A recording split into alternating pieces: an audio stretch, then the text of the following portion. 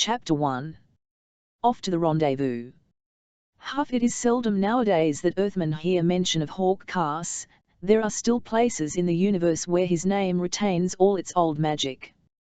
These are the lonely outposts of the farthest planets, and here when the outlanders gather to yarn the idle hours away their tales conjure up from the past that raw, lusty periquet before the patrol ships came, and the slender adventurer, grey-eyed and with queer bangs of hair obscuring his forehead, whose steely will, phenomenal ray, gun draw and reckless space, ship manoeuvrings combined to make him the period's most colourful figure. These qualities of his live again in the outlandish reminiscences and also of course his score of blood feuds and the one great feud that shook whole worlds in its final terrible settling, the feud of Hawk Carse and Dr. Ku Sui.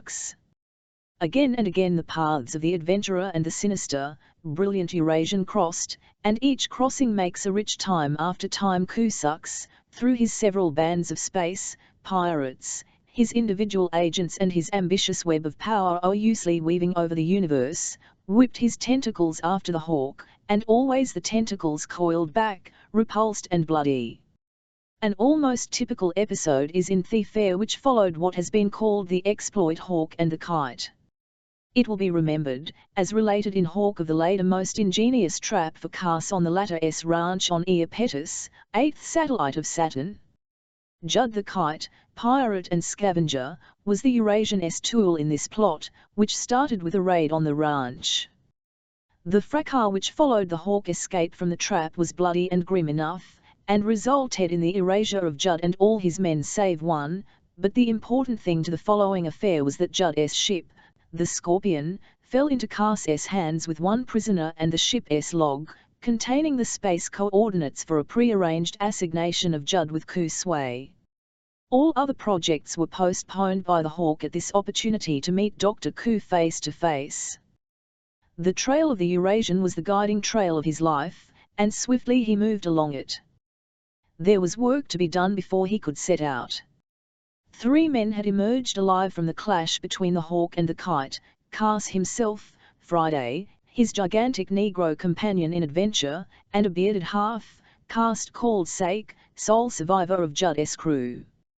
Aided sullenly by this man, they first cleaned up the ravaged ranch, burying the bodies of the dead, repairing fences and generally bringing order confusion.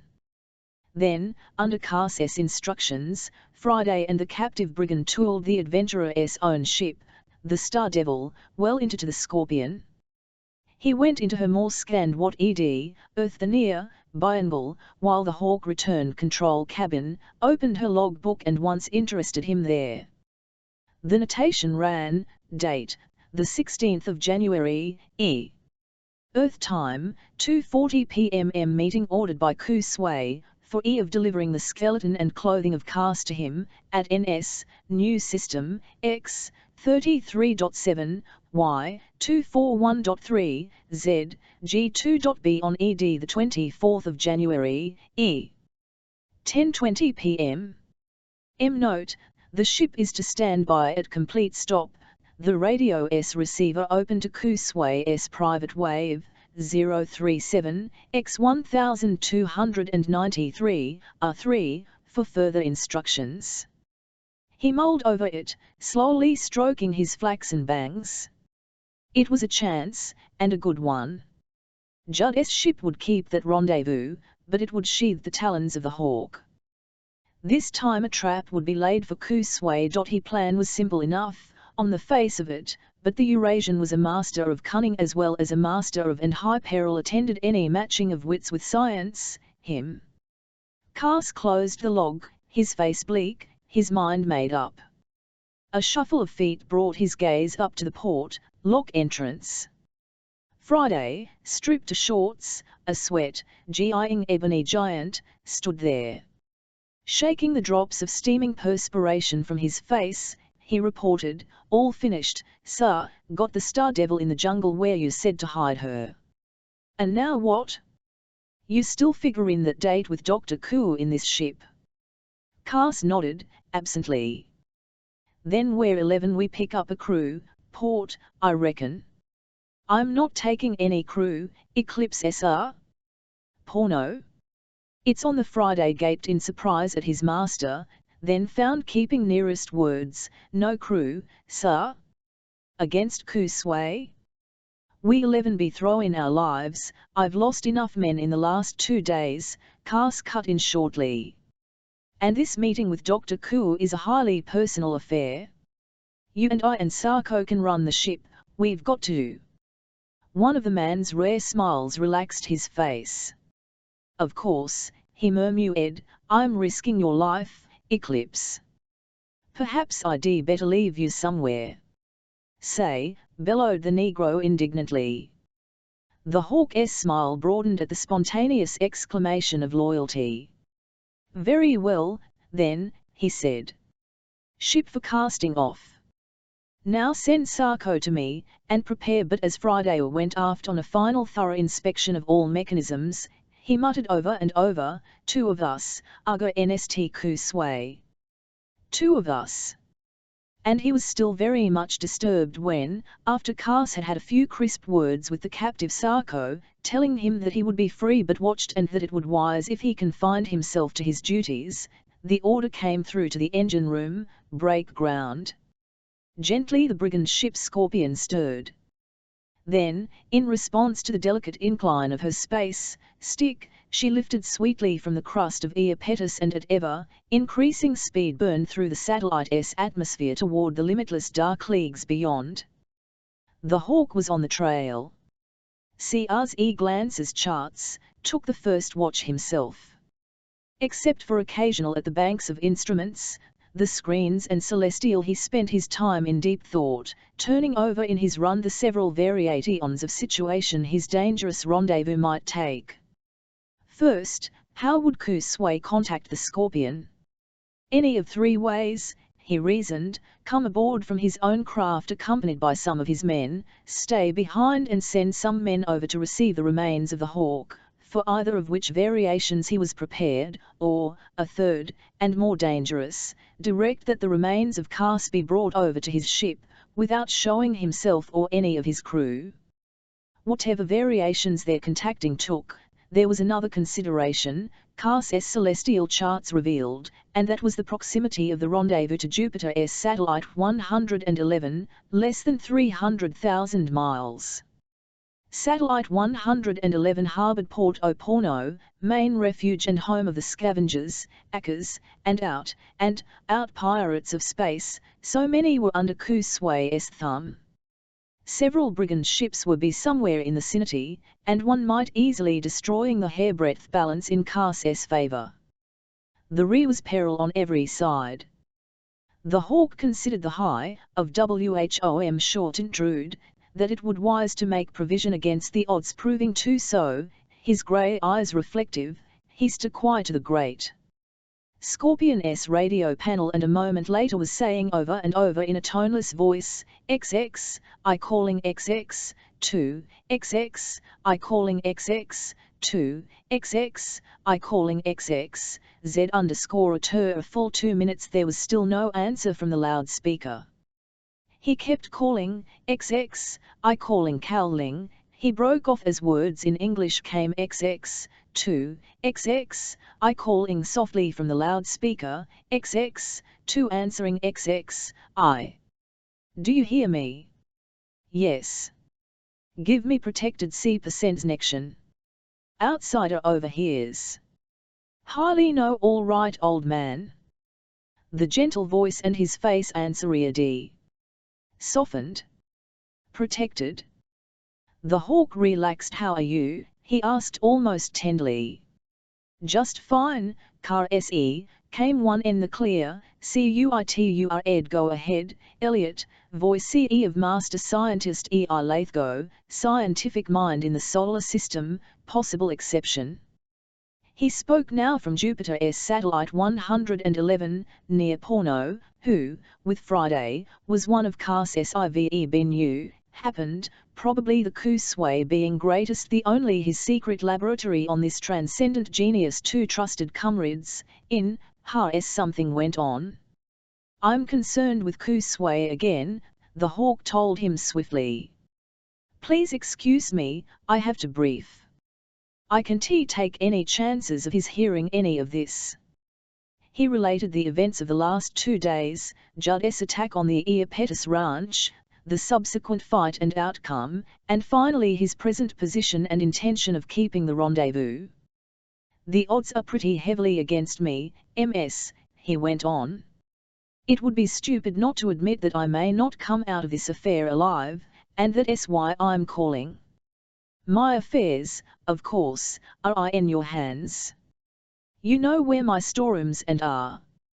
Sell my trading posts and ranches. Hearts of Newark, on Venus is the best man to deal through.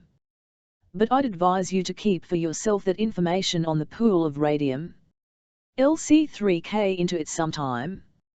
I'm in Judd's ship, the Scorpion, our star devil S on Iapetus, hidden in the jungle near the ranch. That's all, think. Carse, I should be with you. No, Ms., couldn't risk it. You read too valuable a man. But don't you know my luck? I'll very likely be down to see you after this meeting, and perhaps with a visitor who will enable you once again to return to an honorable position on Earth. Where will you be? In 8 Earth days? Let's make it porno, at the house you know. I'll come in for some supplies and wait for you. Good, the Hawk said shortly. Good, bye, Ms. He paused, his hand on the switch. There came a parting wish, good luck, old fellow. Get him? Get him? The master scientist's voice trembled at the end. Through Ku Sui he had lost honor, position, home, all good things a man on earth may have. Through Ku Sui he, the gentlest of men, was regarded by earthlings as a black murderer, and there was a price on his head. Hawk Carse not miss the trembling in his voice. As he switched off, the adventurer bleak as the loneliest deeps of space. Eyes went see the November, 1931, issue of Astounding Stories. Chapter 2. Coming of Ku Sui. Straight through the vast cold reaches that stretched between one mighty planet and another the Scorpion arrowed, Carse and Friday standing watch and watch, Sarko always on duty with the latter. Behind, Saturn's rings melted smaller, and ahead a dusky speck grew against the vault of space until the red belts and one great seething crimson spot that marked it as Jupiter stood out plainly. By degrees, then, the ship's course was altered as Carse checked his calculations and made end speed and direction. So they neared the run or corrections rendezvous. And a puzzled furrow grew on Friday's brow. What was bothering his master? Instead of becoming more impassive and coldly emotionless as the distance shortened, he showed distinct signs of worry. This might natural in most men, but it was unusual in the Hawk. Often the Negro found him abstractedly smoothing his bangs of hair, pacing the length of the control cabin, glancing, ainly worried, at the VISI screen. What special thing was wrong? Friday wondered again, and then, in a flash, he knew. How we gal in to see Dr. Ku, he burst out. Judd say something didn't he? That the Hawk nodded. That's just the problem, Eclipse. For you 11 remember Judd said that Ku Sui comes out of darkness, out of empty space. That might mean invisibility or the fourth dimension, and God help us if he has solved the problem of dimensional traveling. Well, prepare against. In thought. I don't know, but it is something I can tell. He fell to musing again, utterly lost day and a half later found Friday genuinely worried, an unusual state for the always cheerful black. The eye-off wrinkles of his face were twisted into lines of anxiety which gave his face a most solemn and lugubrious expression. From time to time he grasped the butt of his ray gun with a grip that would have pulped an orange, occasionally his rolling brown eyes sought the grey ones of the Hawk, only to return as by a magnet to the VISI screen, whose 5 adjoining squares mirrored the whole sweep of space around them. Jupiter now filled one side of the forward observation window. It was a vast, red, belted disc, an eye-thrilling spectacle at the distance, roughly 1,000,000 miles. Against it were poised two small pale globes, the larger of which was satellite 111. Several hours before, when they had been closer to the satellite, Carse had scrutinized it through the electroscope and made out above its surface a silver dot which was a space ship. It was bound inward toward Port Oporto, and might well have been one of Ku Sui's. But the Scorpion, slowing down for her rendezvous, had attracted no attention and had passed undisturbed. Now she hung onless, that is, motionless with respect to the sun. Only the whisper of the air-renewing machinery disturbed the tension in her control cabin where the three men stood waiting, glancing back and forth from the VISI screen to the Earth clock and its calendar attachment. The date the clock showed was the 24th of January, the time, 10:21 p.m. Dr. Ku Sui was 1 minute late. Sake, the captive, was sullen and restless, and made VE glances at the Hawk, who stood detached, arms hanging carelessly at his sides, grey eyes half closed, giving in his attitude no hint of the strain the others were feeling. But his attitude of being relaxed and off his guard was deceptive, as Sarko found out. Suddenly his left hand seemed to disappear, there was a hiss, an arrowing streak of spitting orange light, and Sarko was gaping foolishly at the arm he had stealthily raised to one of the radio switches. A smoking sear had appeared as if by magic across it. Hawk Carse sheathed his gun. "One would advise you to try no more obvious tricks," he said coldly. "Cutting in microphone is too simple a way to give warning to Dr. Ku Sui. Move away from there. And don't forget your lines when DR calls. You will never act a part before a more critical and deadly audience." Sakeo mumbled something and rubbed his arm. "To Friday's face as he can be what damned fool," he said. Tying smile had happened. 1T was 10:22 p.m. Still, in the VISI screen, no other ship. Nothing but the giant planet, the smaller satellites poised against it, and the deep star-spangled curtain of black space all around. They had carefully followed the instructions in the log. They were at the exact place noted there, checked and double-checked. The radio receiver was tuned to the wave length given in the log. But of Ku Sui, nothing. And in a way, he were with them. Enigmatic personality, his seldom-seen figure was very present in their minds, and with it were overtones of all the DLAH-21 cunning and suave ironic cruelty that men always associated with him. He comes out of darkness, out of empty space. Friday licked his lips. He was not built for mental strain, his lips kept drying and his tongue was as leather. A little sputtering sound tingled the nerves of the and as one their eyes went to the waiting men, loudspeaker. A contact question was being asked in the "Are you there, Judd? Judd? Are you there, Sucks? Judd? Are you?" It was a three-radio usual there, voice. The voice was not that of Ku, toneless, emotionless, mechanical. "Dead are there, Judd," it went on, over and over. The mic switch, Sakar's side, HLS threatening angle. His lips. "Friday," the Hawk said, and then was at Ray, gun transfixing the man with its "play your part well," was the whisper from the switch went over with a click. Sarko faced the microphone. "This is SAE," he said. "Sake," the dead voice asked. "I want Judd." "Where is Judd?" "Judd is dead." The trap ear petus. "Judd was killed, only two of us are left, prisoners, alive." What a half-minute went by, and failed, and there was a fight on by Carse, and most of the others. "But we have Carse and the Negro, instructions," the three men hardly breathed. "How do we know you are Sake?" "The recognition. The insignia of Dr. Ku Sui." "Yes. It is, the at last." Give Carse ray, gun percuade the stomach of the sweating Sarko. An asteroid, he said hastily, in the center of a circle of the 10 planets. The unseen speaker was quiet. Evidently he was conferring with someone else, probably Ku Sui. All right, his toneless remain motionless in your receiver open for further will be with you in 30. Carse motion to Friday voice came back at last. You will present on, keeping your radio instructions. We are approaching and minute S. To switch off the mic.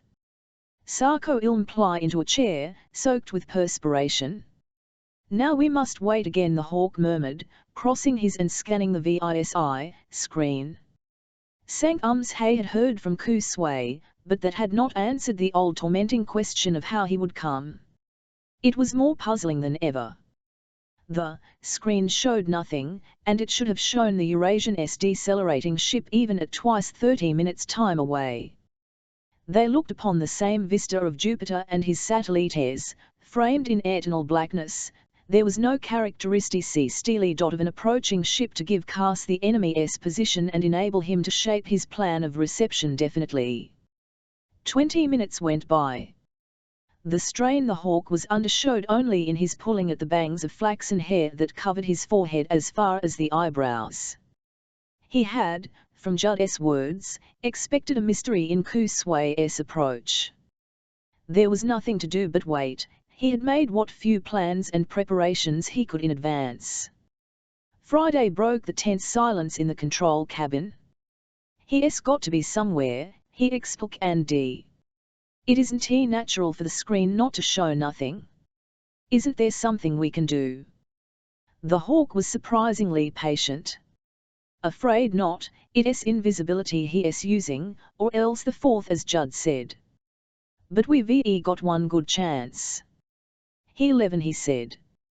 Dimen's ion, send more instructions and use us, by and surely, after that, his ship will land and unctuous, SPKE in the control cabin from behind the 3 men. Not necessarily, my honored friend Carse, it said. Observe there is no need for a ship to appear. Ku Sui had come. Chapter 3. A wave of a handkerchief. U11E stood smiling in the door, frame leading aft to the rear entrance PZRT. There was all grace in his posture, in the easy angle at which one arm rested against the side bulkhead, in the casual way in which he held the ray gun that bored straight at Carse. Height and strength he had, proportioned go. Beauty, too, face, clearest saffron, soft, sensitive mouth and a perfectly with skin of acetic cheeks. His hair was fine and black, the high narrow forehead intelligence. And swept straightly back from where lived his tremendous. It was his eyes that gave him away, his eyes of rare green tea hat from a distant cei coked black. Slant, veer-eyed, unreadable beneath the lowered silky lashes, there was the soul of a tiger in their sinister depths. It was his eyes that his victims remembered. So you have arrived, Dr. Zhu whispered Hawk Carse, and for a second he too Steel. Honest rapier, smiled, with eyes as bleak and hard as frosty their glances met and held, the cold, hard, the subtle perfumed poison. The other men in the cabin were forgotten, the feeling was these two. Strikingly contrasted they stood there, Carse, in rough blue denim trousers, faded work shirt, at the neck, 01D, fashioned rubber shoes and battered skipper's cap askew on his flaxen hair, Ku Sui, suavely impeccable in high, collared green silk blouse, red slippers, slender lines indescribable of Venus. Full-length trousers of the same material, and to match the wide sash which revealed the of his waist. A perfume hung about the man, the odor of tsin flowers from the humidangles. You see I meet you halfway, with delicate mock courtesy. Anticipated for a long time. Shall have to ask you a small, my friend, the Eurasian said, a surpassing pleasure I have no. I see that already favor. 1,000 pardons, it's my deplorable ability to read your mind that requires me to ask it. Your so justly famed speed on the draw might possibly overcome this advantage. He raised his ray gun and, though I know you would not kill me, save in the direst emergency, since you wish to take me a living prisoner, I would find it most distressing to have to carry for the rest of my life a flaw on my buay. So, may I request you to withdraw your ray guns with 2 fingertips and put them on the floor? Observe, your fingertips. Will you so kind? Hawk looked at him for a minute. Then silently he obeyed. He knew that the Eurasian would have no compunctions at shooting him down in cold blood, but, on the other hand, even as the man had said, he could not kill Ku Sui, but had to capture him, in order to take him to Earth to confess to crimes now blamed on Elliot Lithgow. Do as he says, Friday, he instructed the still staring Negro, and, like a man trance, Friday obeyed. Thank you, the Eurasian said. It was a most friendly thing to do. He paused one suppose wondering how I arrived here, and why did not see me come. Well, I shall certainly tell you, in return for your favor. But first, friend Carse, your gesture. A reminder, I assume. Slowly the hawk was stroking the bangs of hair which had trained to obscure his forehead. There was no emotion on his chilly face as he answered, no slightest sign of feeling unless he were a slighting of the left eyelid, significant enough to those who could read it. Yes, he whispered, a reminder. I do not like to wear my hair like this, Ku Sui, and I want you to know that I've not forgotten, that, though I'm now in your power, there 11 be a day, but you wouldn't threaten your host, the other said with mock surprise. And surely you wouldn't threaten me, of all men? Must I point out how useless it has always been for you to match yourself, merely against a brain? Usually, the cold whisper in the traps it has laid for asful came back, the gunman against me, gunman, the brain has failed only because of the mistakes of its agents. Unfortunately for you, the brain is dealing with you directly this time, friend. It is a different matter. But this small talk, although honor, of course you intend to kill me, Dr. Ku gestured deprecatingly. Said the hawk. But when? You st on introducing these unpleasant topics. But to relieve your mind, I've not yet decided how I can entertain most suitably. I have come primarily to ask you one trifling thing. And that is the whereabouts of Master Scientist Elliot Lithgow.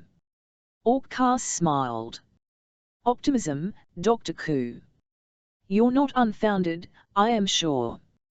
Conceit lends you an extraordinary I desire very much to meet our old friend Lithgow again, his is the only other brain in this universe at all comparable to mine. And did I tell that I always get what I desire? Well, you give me this information? Of course, there are ways. For a moment he waited. The hawk only looked at him. Always in character, the Eurasian said well. He turned his head and took in standing near, by your sake, he asked regretfully. A day and the latter. A little Sakeo, it is while most unfortunate that go.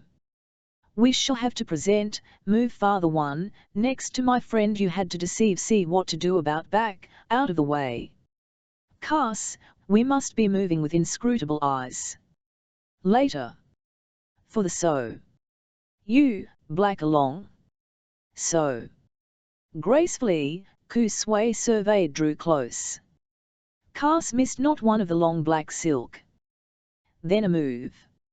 Sleeves he watched the Eurasian draw, from of his blouse, a square of lustrous this bears my personal insignia, you see, he murmured. You there wii it. And eyes. Friday stared at Durdiniel composed of an asteroid he languidly waved at just under car se on the 2, black in the circle of wonder wire family ins ignite 10 planets. Anthenalarm lit his brain and he grimaced. There was a strange in his nostrils and it came from the square of silk. Characteristic, Dr. Ku, he said. Great characteristic. The Eurasian smiled.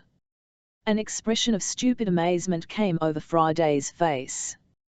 The design of asteroid and planets wavered into a blur as the Hawk fought unconsciousness. A short, harsh sound came from his lips. He lurched uncertainly. The Negro crumpled up and stretched out on the deck. Carse's desire to sleep grew overpowering. Once, as from a distance, he glimpsed Ku Sui's smile. He tried to back to the wall, made it, then a heavy thump suggested to his dimming mind that he had collapsed to the deck. He was asleep at once. Chapter Soil Carse awoke with a slight feeling of nausea, and the smell of the drug faint in his nostrils. He found he was lying on the floor of a large, square cell whose walls and ceiling were of some burnished brown metal and which was bare of any kind of furnishing. In one wall was a tightly closed door, also of metal and studded by the knob of a lock. Barred slits, high in opposite walls, gave ventilation. A single tube set in the ceiling provided illumination. He was not bound. He sat up and regarded the outflung figure of Friday, lying to one side. Something in his look seemed to reach the giant Negro, for, as he watched, the man's eyelids flickered, and a sigh escaped his full lips. He stared recognition, followed by gladness, flooding his Carse. The Hawk smiled also. There were close HZNDS up at eyes. "These, Lord, I'm sure thankful to be with you, sir," with relief. His eyes rolled as he took in the HMFF, "Nisee home why little place," he remarked. "Reckon we are, sir," said the Negro cabin-like cell. "Where I think we at last at that place we have searched for, Ku Sui's headquarters, his own spaceship. Do you so long high story ITWI-11 that the TM be remembered by those who have read their Eurasian's actual base of operations was for a long greatest of the mysteries that enveloped him. Half a dozen times had the Hawk and his comrade in arms, Elliot Lathgo, hunted for it with all their separate skill of adventurer and scientist, and, although they had twice found the man himself, always they had failed to find his actual retreat. For those who are unacquainted with the histories of that period 100 years ago, it will be impossible to understand the spell of fear which accompanied mention of Ku throughout the universe, a fear engendered chiefly by the man's unpredictable comings and goings, thanks to his secret hiding place. Those who were as close to him as henchmen could be, which was not very close, only added to the general mystery of the whereabouts of the base by their sincerely offered but utterly contradictory notions and data. One thing all agreed on, the outlaw's lair was a place most frightening. Therefore it can be understood why, Friday's face fell somewhat. "Guess that means we finished, sir," see on hearing the Hawk's he opined moodily. Us had walked to the lone door and found, as he of course expected, that it was tightly locked. He responded crisply, "It's not like you to talk that way, Eclipse. We're far from that. We have succeeded in the first step, if, as I suspect, this cell is part of Dr. Ku's real headquarters, and surely before he decides to eliminate us we 111 be able to learn something of the nature of his space ship, perhaps how it can be attacked and conquered." Conversation always cheered the naturally social day. He seldom had the opportunity for it with his usually curt master. He objected, "But what good 11 that do us, sir, if we take what we've learned to where it won't help NH3DY, least of all us? And what chance we got against Kusux now, when we prisoners? Why, he's a magician, it ain't natural, what he does. Lands in our ship plop right out of empty space. Puts us out with a wave of his handkerchief." With final misery in his voice he added, "We sunk, sir. This time we surely are." Carse smiled at his emotional friend. "All you need is a good fight, Eclipse. It's thinking that disintegrates your morale, you should never try to think. Why, there that handkerchief. Simple enough, I might for his getting into our ship." He entered the afterport lock. "While we were looking was an anesthetic on have expected it. as from through for his ship on the VZ screen. I don't understand yet why we could not see his craft. It is too much to suppose he could make it invisible. Paint, perhaps, a camouflage. He might have a way of preventing, from a distance, the registering of his ship on our screen. Oh, he is dangerous, CL ever, deep, but somewhere, there 11 be a loophole. Somewhere. There always is. His tone changed, and he snapped, now be. I want to think. His face stiffened into a cold, calm mask, grey eyes lay anything but calmness. Ku Sui's but behind his easy assumption that the information as to Elliot Lathgo's whereabouts would be forthcoming from his lips, puzzled him, brought real anxiety. Torture would probably not be able to force his tongue to betray his friend, but there were perhaps other means. Of these he had a vague and ominous apprehension. Dr. Ku was preeminently a specialist in the human brain, he had implied his will to have that information. Suppose he should use something it was impossible to fight and he alone, Hawk Carse, brought the asked Lathgo where he would be, and place agreed upon. He dared not lose against responsibility. He remembered well the battle of wits he knew was coming. His eyes shot to the door. Stood revealed th and air, 3 other figures, there it was opening. In a moment Ku Sui behind him, in the corridor, were yellow coolie faces strangely and lifeless above the tasteful grey smocks which extended a little below their belted waists. Each Ezra embroidered on his chest the planetary insignia of Ku Sui in yellow, and each was armed with 2 ray guns. I must ask forgiveness, my friend, for these retainers who the Eurasian began suavely. Please don't let accompany me, them disturb you, however, they are more row 3ts than men, obeying only my words. A little adjective usment of the brain, you understand. I have brought them only for your protection, for you would find it would result most unpleasantly to make a break for freedom. Of course, you're not the one who wants protection, sneered Friday, with devastating sarcasm. Or else you'd abroad a whole army. But the Negro paled a little when the Oriental's green tiger eyes caught him full. It was with a physical shock, such was the power of the man, that he received the soft, spoken reply, yours is a most subtle and entertaining wit, Black One, I am overcome with the honor and pleasure of having you for my guest. But perhaps, you save your humor a more suitable occasion. I would like to make the last hours of visit as pleasant as possible for FUE turned to Hawk Carse. I have thought that an inspection of this, my home in space, would intrigue more than anything else my poor hospitality affords. May I do you the honor, my friend? You are too good to me, the Hawk replied frostily. Duplicate your kindness some day. I will. The Eurasian bowed. After you, he said, and waited. Friday and the Hawk passed first through the door. Close them came the 3 automatons of yellow men.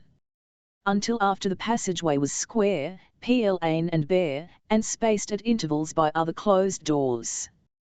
Storerooms in this wing, the Eurasian explained as they progressed. He stopped in front of one of the doors and pressed a button beside it. It slid noiselessly open, revealing, not another room, but a short metal spider ladder. Up this they climbed, one of the guards going first in the half-darkness, then a trap door above opened to douse them with warm ruddy light. They stepped out. And the scene that met them took them completely off guard. Friday gasped, and Carse so far lost his habitual poise as to stare in wonder. Soil. And a great glassy dome. A space, ship, this realm of Ku Sui. Sol I with a whole settlement built upon it. Hard, greyish soil, and on it several buildings of the familiar burnished metal. And overhead, cupping the entire outlay, arched a great hemisphere of what resembled glass, ribbed with silvery supporting beams and struts, an enormous bowl, turned down, and on its other side the glorious vista of space. Straight above hung the red, belted disk of Jupiter, WITH the pale globes of satellites 11 and 111 wheeling close, and of them were of the same relative size they had appeared when last seen from the Scorpion. Dr. Ku smiled unctuously at the puzzlement that showed on the faces of his captives. "Have you noticed, Ced," he asked, "that you are still in the neighborhood of the spot in space where we had our rendezvous? But this isn't another of Jupiter's satellites. Ah, no. This is my own world, my own personally controlled little world. Snakes of the Santo." Friday gasped, the whites of his eyes showing all around. "Then we must on an asteroid." They were. From the far side of the dome ahead of them the asteroid stretched back hard and sharp in Jupiter's ruddy light against the backdrop of black space. It was a craggy, uneven body, seemingly about 20 miles in length, pie-shaped in the middle and thus shaped roughly like a peanut shell.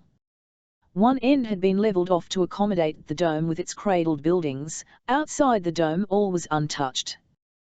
The landscape was a gargantuan jumble of coarse, hard, sharp rocks which had crystallized into a maze of hollows, crevices, long crazy splits and digged out, thrusting lumps of. Without an atmosphere, with but the feeblest of gravities and utterly without any form of life, save for that within the dome built upon it, it was simply a typical small asteroid, of which race only the largest a globe-shaped. "Once, this," the Eurasian went on softly as they took all this in, "world of mine circled with its thousands of fellows between Mars and Jupiter. I picked it from the rest because of certain mineral qualities, and had this air, containing dome constructed on it, and these buildings inside the dome. Then, with batteries of gravity, plates inserted precisely in the asteroid's center of gravity, I nullified the gravital pull of Mars and Jupiter, wrenched it from its age-old orbit and swung it free into space. An achievement that would command the respect even of Elliot Lathgo, I think. So now you see, now you know. This is my secret base, this my hidden Carse laboratory. I take it always with me, and I travel where I will." The Hawk nodded coldly his acceptance of the astounding fact. He was too busy to make comment. He was observing the buildings, the nature of them, the exits from the dome, how they could best be reached. Hay stood on the roof of the largest and central building, a low metal structure WITH 4 crossing at right wings, angles to make the figure of a great plus mark. The hub was probably Dr. Side stood figures of Ku's chief IA's ratry, Carse conjectured. On each other buildings, low, long, like barracks, with coolies moving in and out. Workshops, living quarters, power rooms, he supposed. A soft hum filled the air. There were 2 great goosed locks at POR rooms certainly, for ground level in the dome, one on each side, each sizable enough to admit the largest space ship and each flanked by a smaller, man-sized lock. To reach them. And over there, Dr. Ku's voice broke in, "You see your borrowed ship, the Scorpion? But please don't let it tempt you to cut short your visit with me, my friend. It would avail you nothing even if reached her, or it requires a secret combination to open the locks, and my servants' brains have so altered that they are physically incapable of divulging it to you. And of course I have offensive rays and other devices hidden about, just in case. All rather hopeless, isn't it? But surely interesting. Let us go, I have more. Below, in my main laboratory in the OF this building, there is something center interesting, and it concerns you, Carse, more and also Master Scientist Elliot Lathgo." He let the words sink in. "Will you follow me?" And so they went below again, down the spider ladder into the corridor. There was nothing else to do, the guards, ever watchful, pressed close behind. But a tattoo of alarm was beating in Hawk Carse's brain. Elliot Lathgo again, the hint of something ominous aimed at him, Carse, for the extraction of information he alone possessed, the whereabouts of his elderly friend the master scientist. Chapter 5. G-color, stunned, he corridor was stopped by a heavy metal door. As the small party approached, it swung inward in two halves, and a figure clad in a white surgeon's smock emerged. He was a white man, tall, with highly intelligent face but eyes strangely dull and lifeless, like those of the Ku guards. His gaze rested on Ku Sui, and the Eurasian asked him, "Is it ready?" "Yes, Lord," tonelessly. "Through here, then, my friends." Behind them as they stepped the inside laboratory. "And there, friend Carse, concern us." With one glance the adventurer took a great room, a perfect circle into the four wings of the building. Strange, complicated machines, whose guess it, in one place there was a shapes of wire, rows of odd, bulging and conspicuous by one door was and is the in the opened and closed is my mal object which is to laboratory.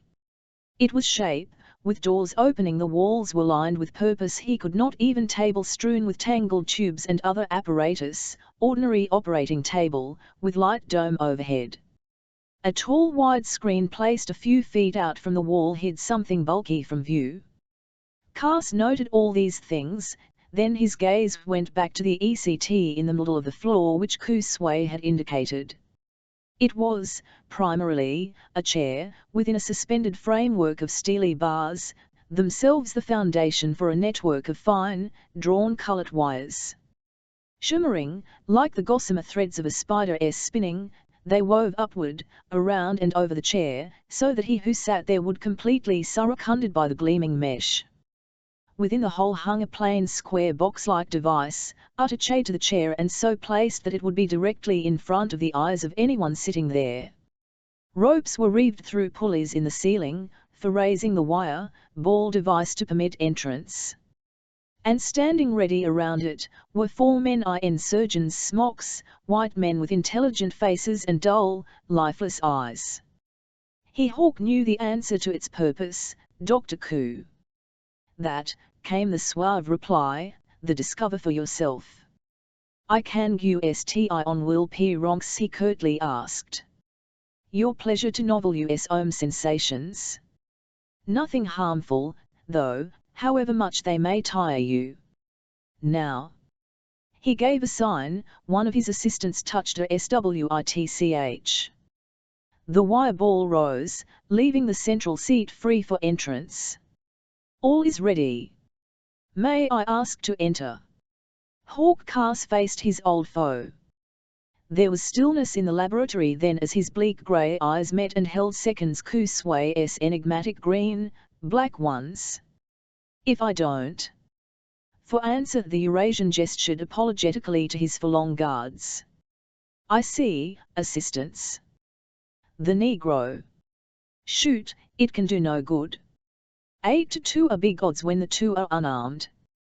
He turned and faced the Eurasian, holding him with his eyes.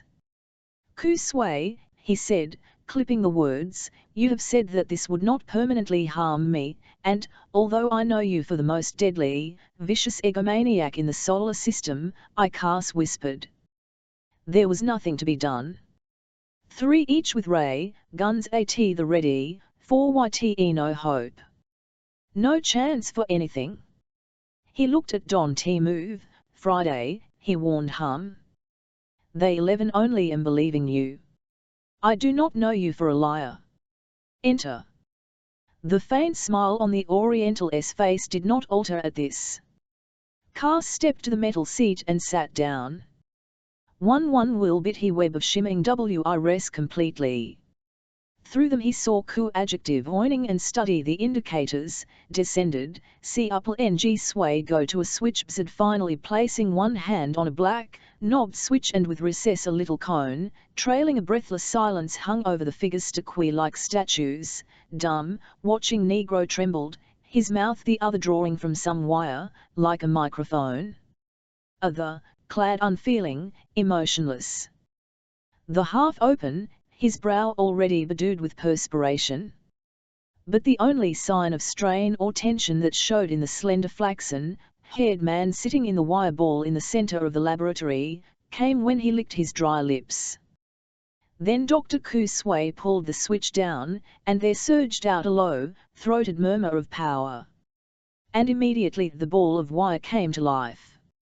The fine, crisscrossing wires disappeared, and in their stead was color, every color in the like waves rhythmically rising and falling.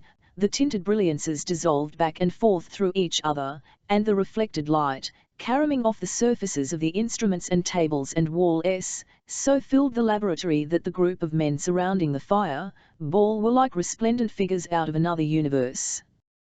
Ku Sui pressed a button, and the side of the box-like device nearest Hawk Carse's eyes assumed transparency and started to glow. Beautiful colors began to float over its face, colors never still but constantly weaving and clouding into an infinity of combinations and designs. Eyes staring wide, as if unable to close them to the and kaleidoscopic procession, the adventurer looked on. Ryder knew that his master at that moment was impotent to move, even to shut his eyes, and, with a wild notion that he was being electrocuted, he made a rash rush to destroy the device and free him. He lee discretion when Wo-Ray streaks pronged before him and forced him back, and thereafter he was given the undivided attention of 2 guards. From the outside, through the ball of color, Carse ghost-like figure. Rigid and quivering, he sat in the chair and watched the color maelstrom. His face was contorted, his cheek muscles stood out welt-like in his sweat, glistening skin, his eyes, which he could not close, throbbed th agony. But yet he was conscious, yet he still could will. He defended his secret as best he could. Obviously this machine was being used to force from his mind the knowledge of Lathgo's whereabouts, and therefore he attempted to seal his mind. He fastened it on something definite, on satellite of Saturn, and his ranch there, and barred Iapetus, every other thought from his head. Mechanically he repeated to pass. Imsif, Iapetus, Iapetus, my ranch on Iapetus, Iapetus, Iapetus. Hundreds of times. Hours. Days. The blinding waves of color rioted about him, urged him, sleep, but he fatigued him. He had a strong impulse to resist it. Days seemed to without change. Dimly he knew danger when it off, his years. Eons. All this continued to the end of the world. That the color storm was working on him, great drowsiness stole over him, but he brain beating out hundreds of times Iapetus, Iapetus, I have a ranch there, Iapetus, Iapetus. Then came excruciating pain. Sensed fought more, electric shock suddenly speared him. His nerves seemed to curl up, and for a second his mind was thoroughly disorganized before it again took up the drone about Iapetus. Recovery a kind of peace, and again the shock leaped through him. It was followed by a question from afar off, where is Elliot Lathgo? Somehow the question meant a great deal answered. Again the stab of agony. Again the voice, where is Elliot Lathgo? And show ID not be again the shock, and again the voice. Alternating, over and over. He could brace himself against the shock, but the voice could in no way be avoided. It was everywhere about him, over, around, under him. He began to see it. Desperately he forced his brain on the path it must not leave. He had forgotten years ago why, but knew there must be some good reason. Iapetus, Iapetus, I have a ranch there, Iapetus, Iapetus, where is Elliot Lathgo? Iapetus, I have a ranch there, where is Elliot Lathgo? I have a ranch there, Iapetus, a ranch, where is Elliot Lathgo? Where is Elliot Lathgo too? Where is Elliot Lathgo? After 2 hours and 10 minutes the hawk crumpled. He was gulped delirious at the time. The combined effect of the pain, the physical and nervous exhaustion of the shocks and light, the endlessly repeated question, his own close concentration on his Iapetus ranch, these were too much for any human body to stand against. He lost his grip on his mind, lost the fine control that had never been lost before, the control about which he was so vain. And the lump of flesh that was Hawk Carse gave the information that was tearing wildly at its prison. A stammering voice came from the heart of the color sphere, Port au Porno, satellite ill, Port au Porno, satellite 111, Port au Porno sat, dr. Ku Sui interrupted him, leaned forward. The house is number. Ah, breathed the Eurasian. Port au Porno. So near. Ku Sui returned the switch and pressed one of the buttons. The pool of colors faded, the laboratory returned to comparative dimness. The machine in its center seemed but a great web of slumped in the seat within it was a slender figure, his flaxen head bowed over on his chest, his eyes closed, trickling down his unconscious brow. And lying on the floor was another unconscious use and sweat-still figure. Friday had fainted. Chapter 6.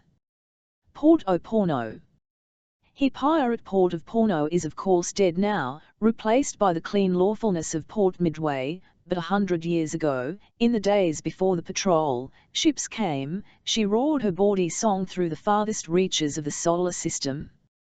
For crack merchant ships and dingy space trading tramps alike, she was haven, drink and drugs, women and diversions unspeakable allured to her space ports the cream and scum, adventures and riffraff of half a dozen worlds. Sailors and pirates paid off at her and stayed as long as their wages lasted in the street of the sailors, not a few remained permanently, there flung to the beasts of the savage jungle that rimmed the port. There only the cunning and strong could live. Ray guns were the surest law. Modern scientific progress stood side by side with murderous lawlessness as old as man himself.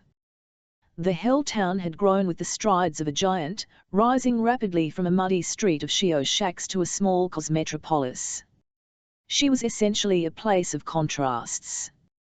Two of the big Earth companies had modern space ship hangars there, well lighted, well equipped, but under their very noses was a festering welter of dark, rutted byways extending all the way to the comparative orderliness of the short, narrow street of the merchants, itself flanked by the drunken bedlam of the street of the sailors. It can be understood why these men who flew, who needed a whole solar system for elbow room, disdained setting to order the measly few acres of dirt they stopped at, but it is a mystery why, when used to living through vast eagues of space, they endured such narrow streets and cluttered houses.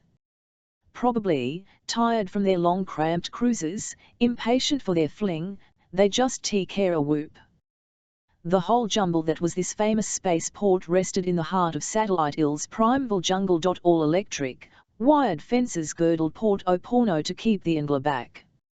It was equivalent to a death sentence to pass unarmed outside them. The monstrous shapes that lived and fought in the jungle's swampy gloom saw to that.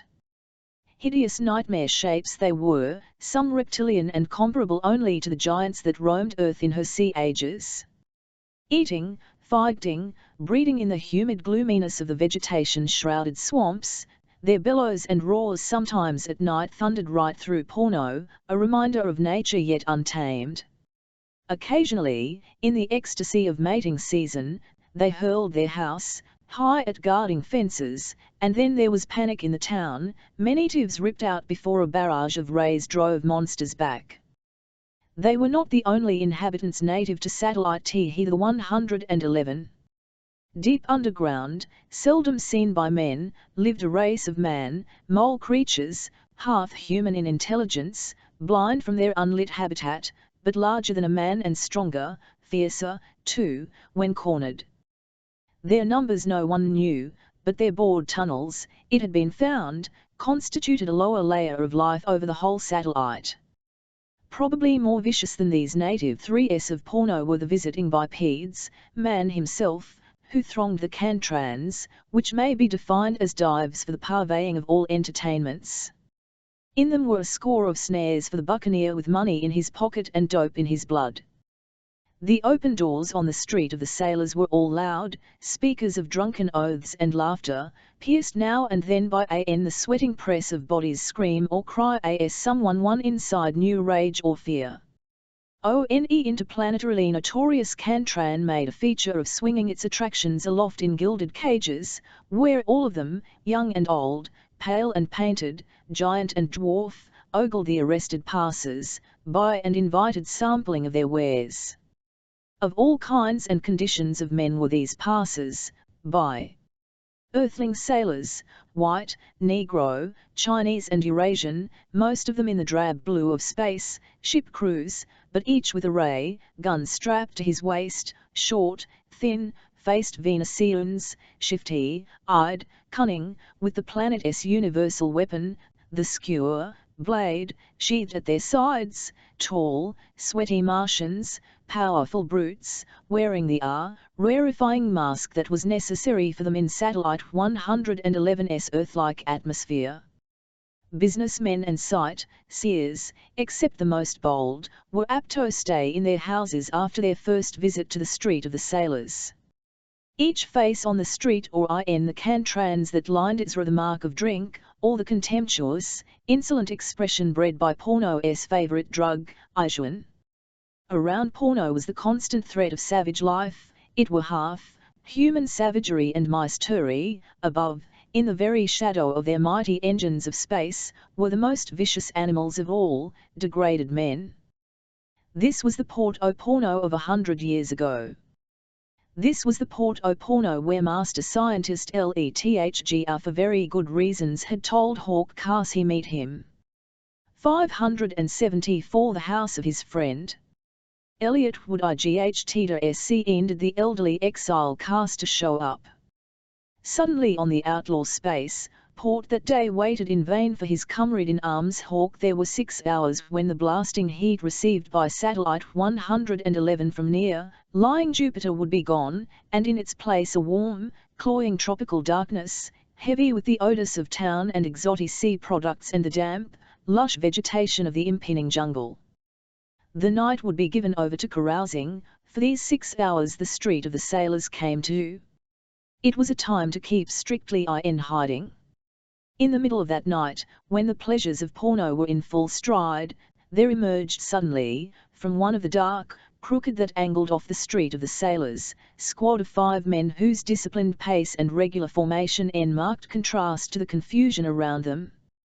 They were slant-eyed men, with smooth saffron faces, and siy built, and they were armed, each one, with both a ray gun and a 2-foot black, pointed tube.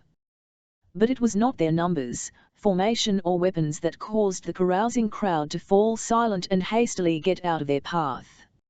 It was, rather, the insignia embroidered on the breasts of the grey smocks they wore. The insignia represented an asteroid in a circle of the 10 planets, and the Street of Sailors knew that sign and dreaded it.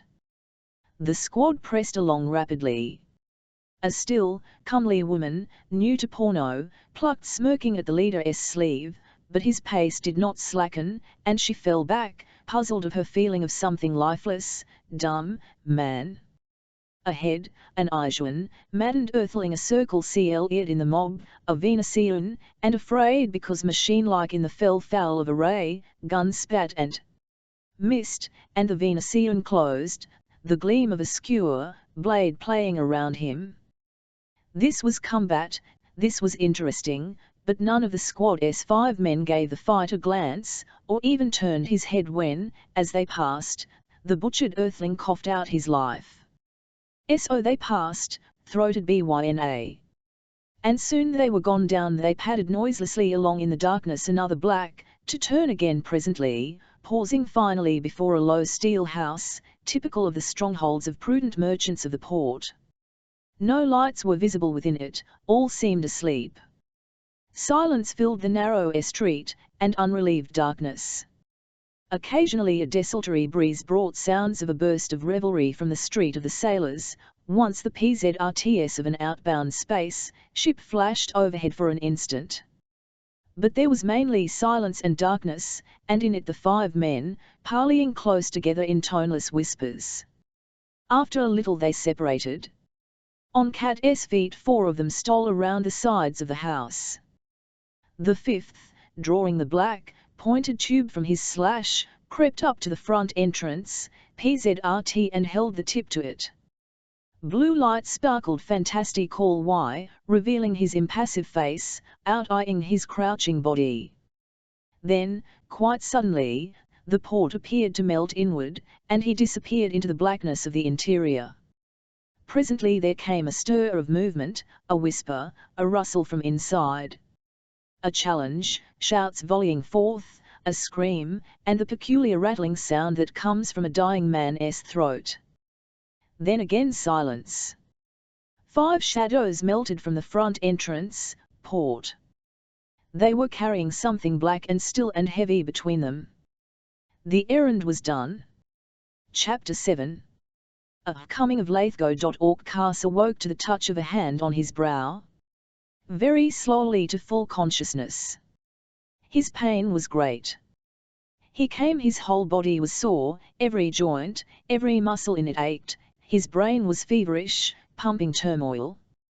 When he at length opened his eyes he found Friday's face bent close down, tender anxiety written large over it. "You all right, sir? How do you feel now?" A harsh sound came from the Hawk's throat. He pressed a hand to his throbbing temple and tried to collect his senses. Sitting up helped, he glanced around. They were back in the same cell, and they were alone. Then, shortly, he asked, "Did I tell him?" "About Mr. M.S., sir?"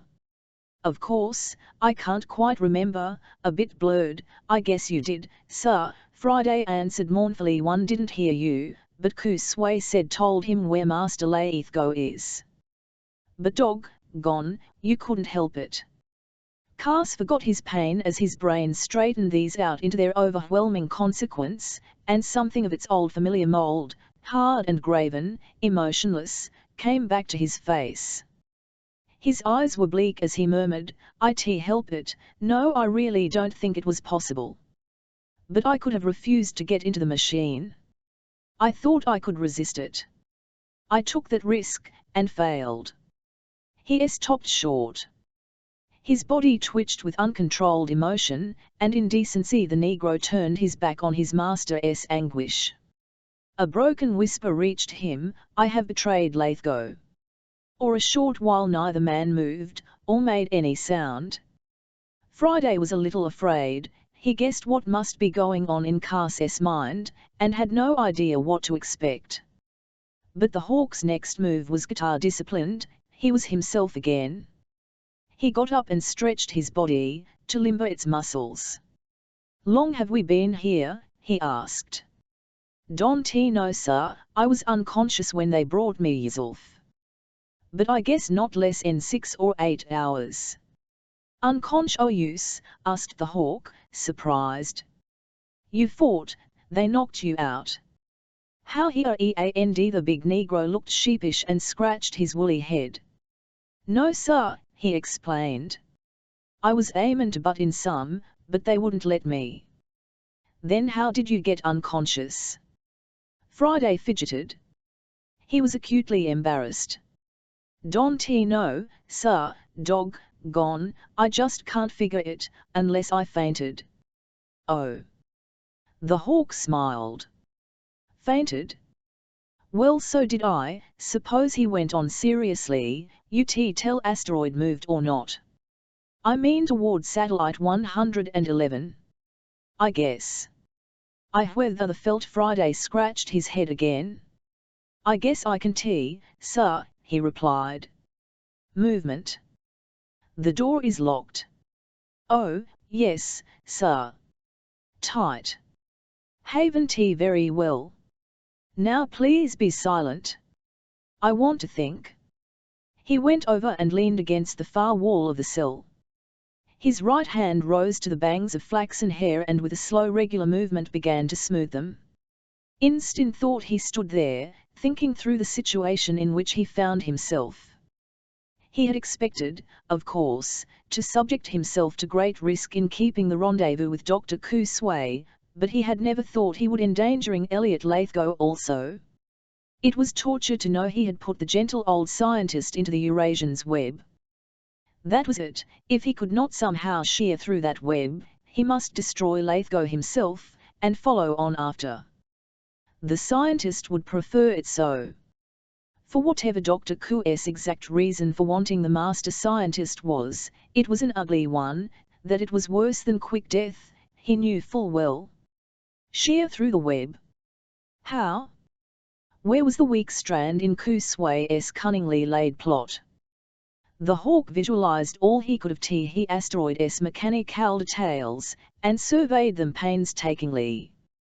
Two great port locks flanked by little ones, secret opening-ons, not much hope in that avenue. Judd's ship, resting above, could he reach it, and raise it and douse the buildings with its rays? No, Dr. Ku had spoken of defense rays, they would certainly be far more powerful than the Scorpion-S. Then, somewhere there were the mighty gravitor plates batteries which motivated the asteroid and held it controlled in space. The dynamos.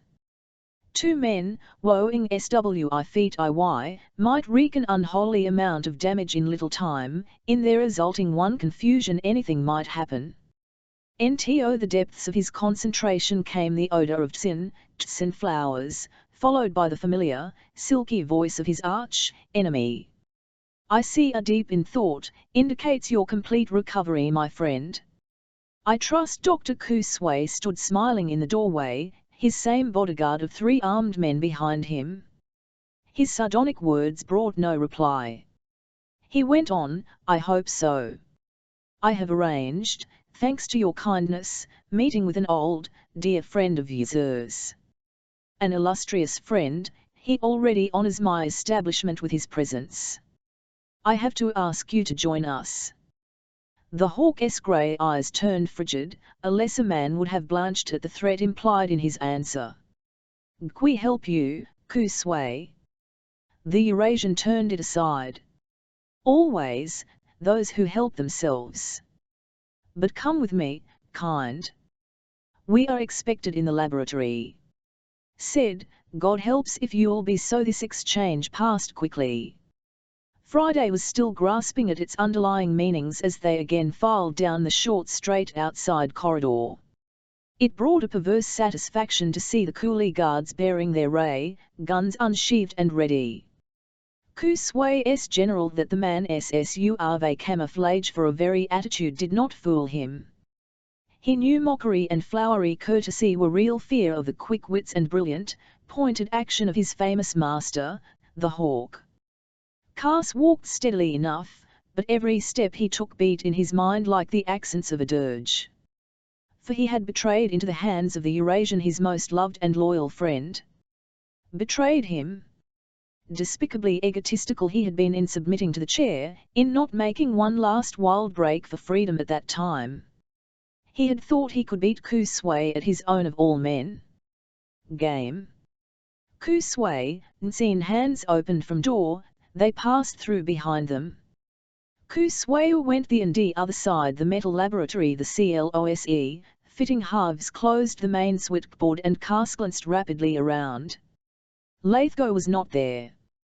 The wire, ball device was gone, but otherwise the details of the RCZM were unchanged, even to the 4 white-clad assistants whose fine heads had eyes so lifeless and faces so expressionless. Emphasis now, was the towel eye screen that hid something on one side of the room, and an intuition told the Hawk that what lay the screen was in some way connected with their fate. He waited stolidly for what he knew was coming. Now, Dr. Ku murmured. He smiled at his 2 prisoners and pressed one of the switchboard's array of buttons. A door opposite them swung open. Believe me, this is a pleasure, he said. Flanked by 2 impressive slant-eyed guards, a lubber apron stood revealed. A frail figure in Master Scientist Elliot Lithgow blinked as he looked about the laboratory. Helpless, tafuti alone he looked, with his small, slightly stooped body, his tragedy-aged, deeply lined face. The blue veins showed under the transparent skin of his forehead, his eye-eyed, blue eyes, set deep under eyebrows, darted from side to side, dazed by the light and perhaps still confused by the events which had snatched him so suddenly from his accustomed round and struck him with such numbing force. His years and frailty were obviously fitted rather to some seat of science in a university on Earth than the raw conditions of the frontiers of space. Hawk Carse found words, but could not control his voice. "This is the first time I've ever been sorry to see you, he said simply. Chapter 8. Dr. Ku shows his claws. His scientist brushed back his thinning white hair with a trembling hand. He knew that voice. He looked over and put his hands on his friend's shoulders. "Carse," he exclaimed. "Thank God, you're alive." "And you," said the hawk. Ku Sui interrupted. "I am most glad, honored master scientist," he said in the flowery oriental fashion that he affected in his irony, "to welcome you here. For me it is a memorable occasion. Your presence graces my home, and, however unworthily, distinguishes me, rewarding as it does aspirations which I have long held. I am humbly confident that great evil result from your visit." Quickly Elliot Lathgo turned and looked squarely at him. There was no bending of spirit in the frail old man. "Yes," he said, "my visit. Your sickening verbal genuflections surely evade the details.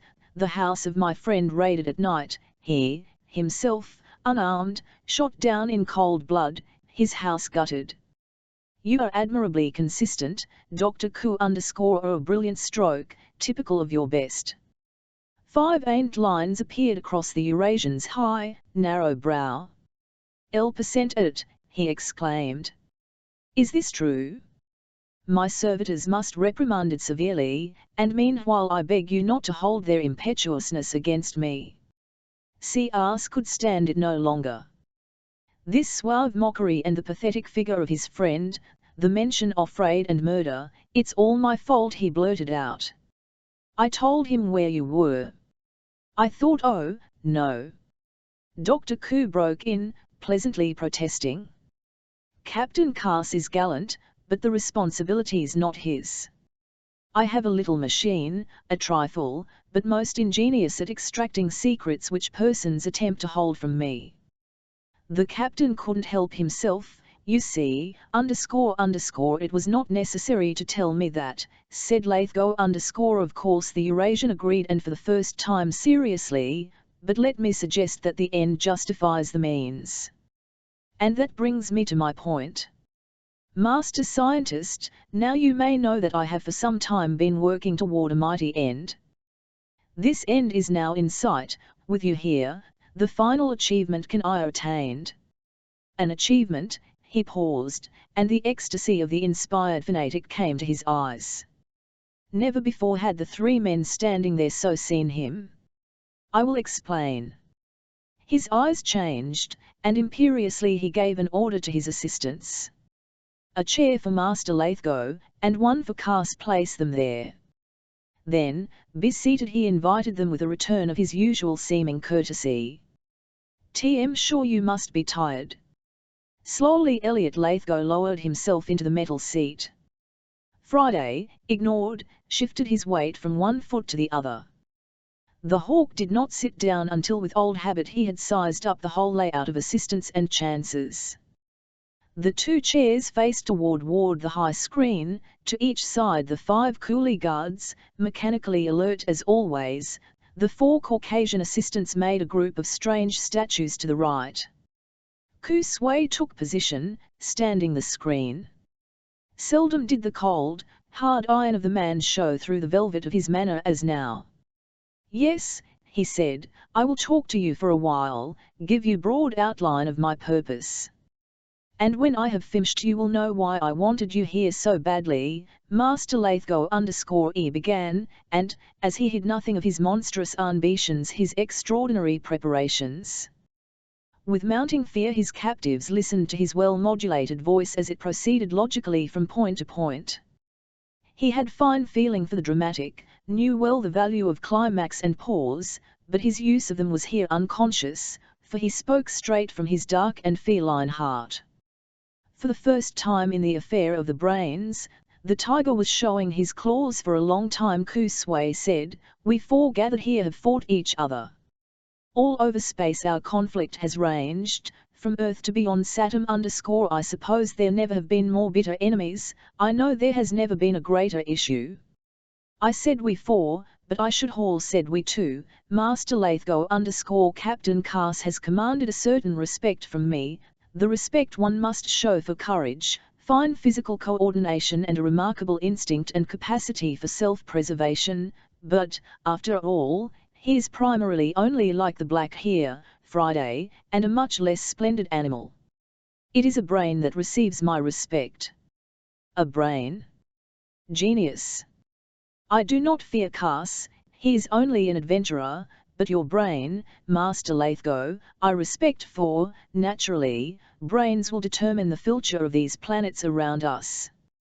The man with the most profound and extensive scientific knowledge united to the greatest audacity, remember, audacity, can rule them every one.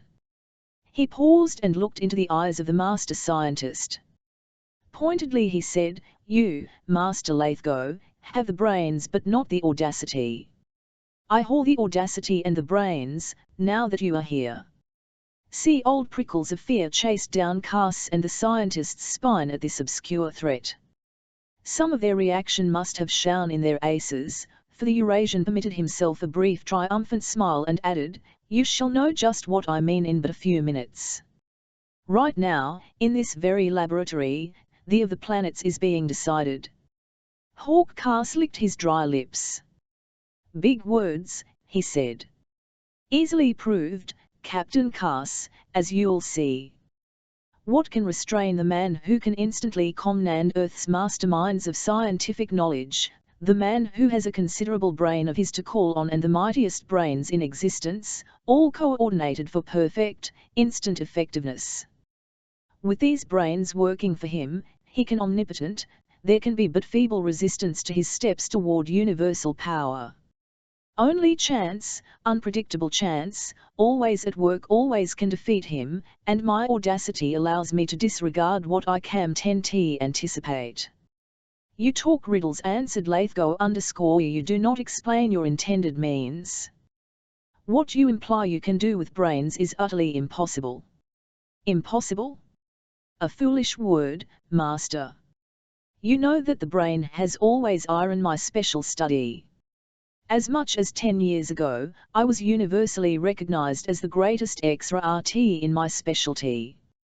But I tell you that my knowledge of the subject was as nothing then to what it is now. I've been very busy these last 10 years. Look. With a graceful sweep of a hand he indicated the cooler guards and his 4 assistants. These men of mine, he continued, do they appear non-hour, would you say? Or, rather, mechanicalized, lacking in certain things and thereby gaming enormously in the values which can make them perfect servitors?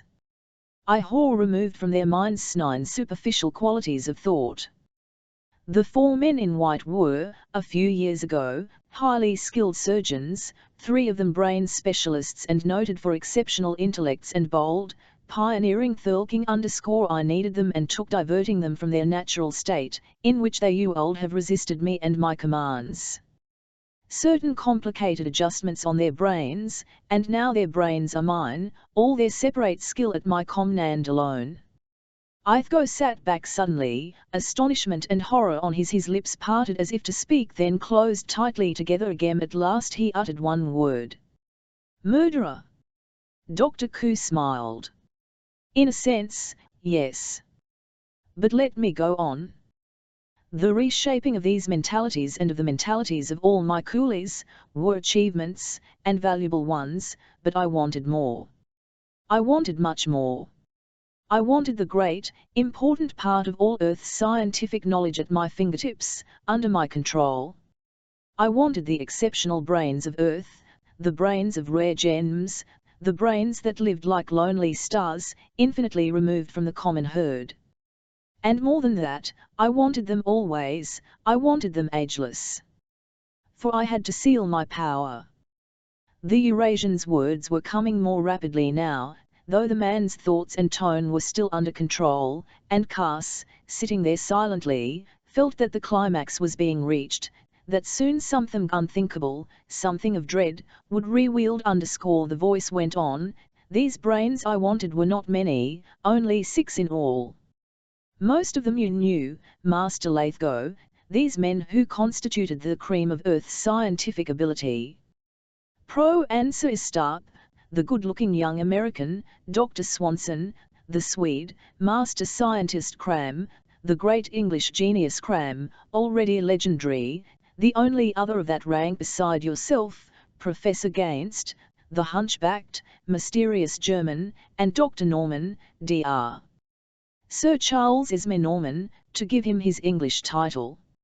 I wanted these men, and I got them. All except you, the 6th. Gain." Dr. Ku Sui smiled in triumph. To Elliot Lathgo his smile was unspeakable. "Yes," the elderly scientist cried out, "you got them, you murderer." "Oh, no, no, Master Lathgo, you are mistaken. I did not kill them. Why should I be stupid as to do that? To these men I wanted so badly. No, no. Because these 5 scientists disappeared from Earth suddenly, without trace, without hint of the manner of their going. The stupid Earthlings below, they were killed." Stupid Earthlings? Abducted, of course, but why assume they were killed? And why, of all people, decide that Master Scientist Elliot Lathgo had something to do with their disappearance?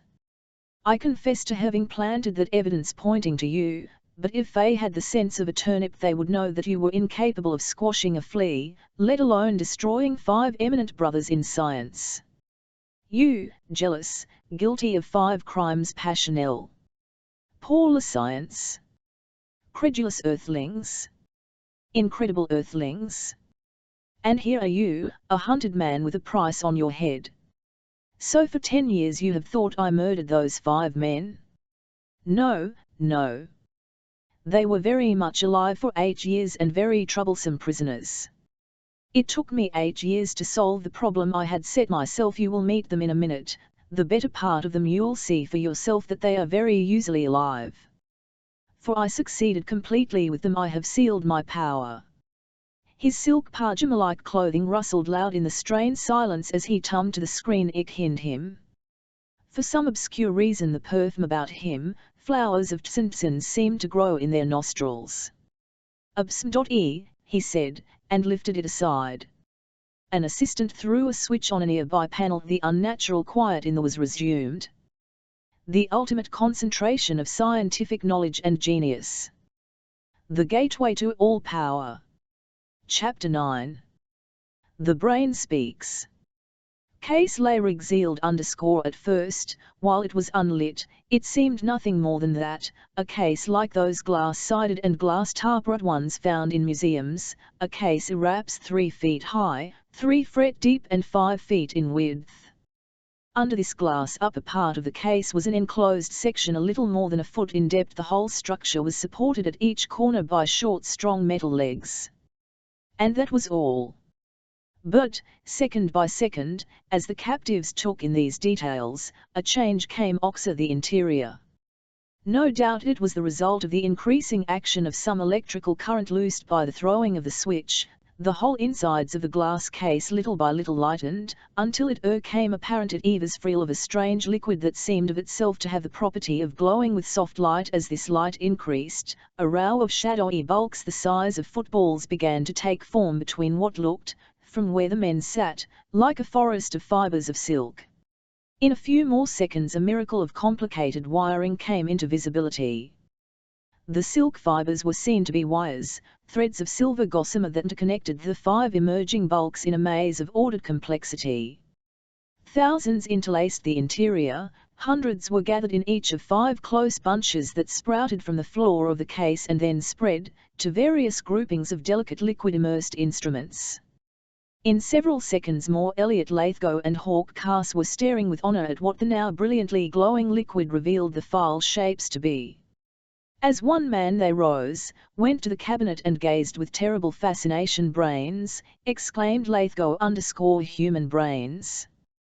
But not alive, surely not alive. But yes, contradicted the triumphant Eurasian.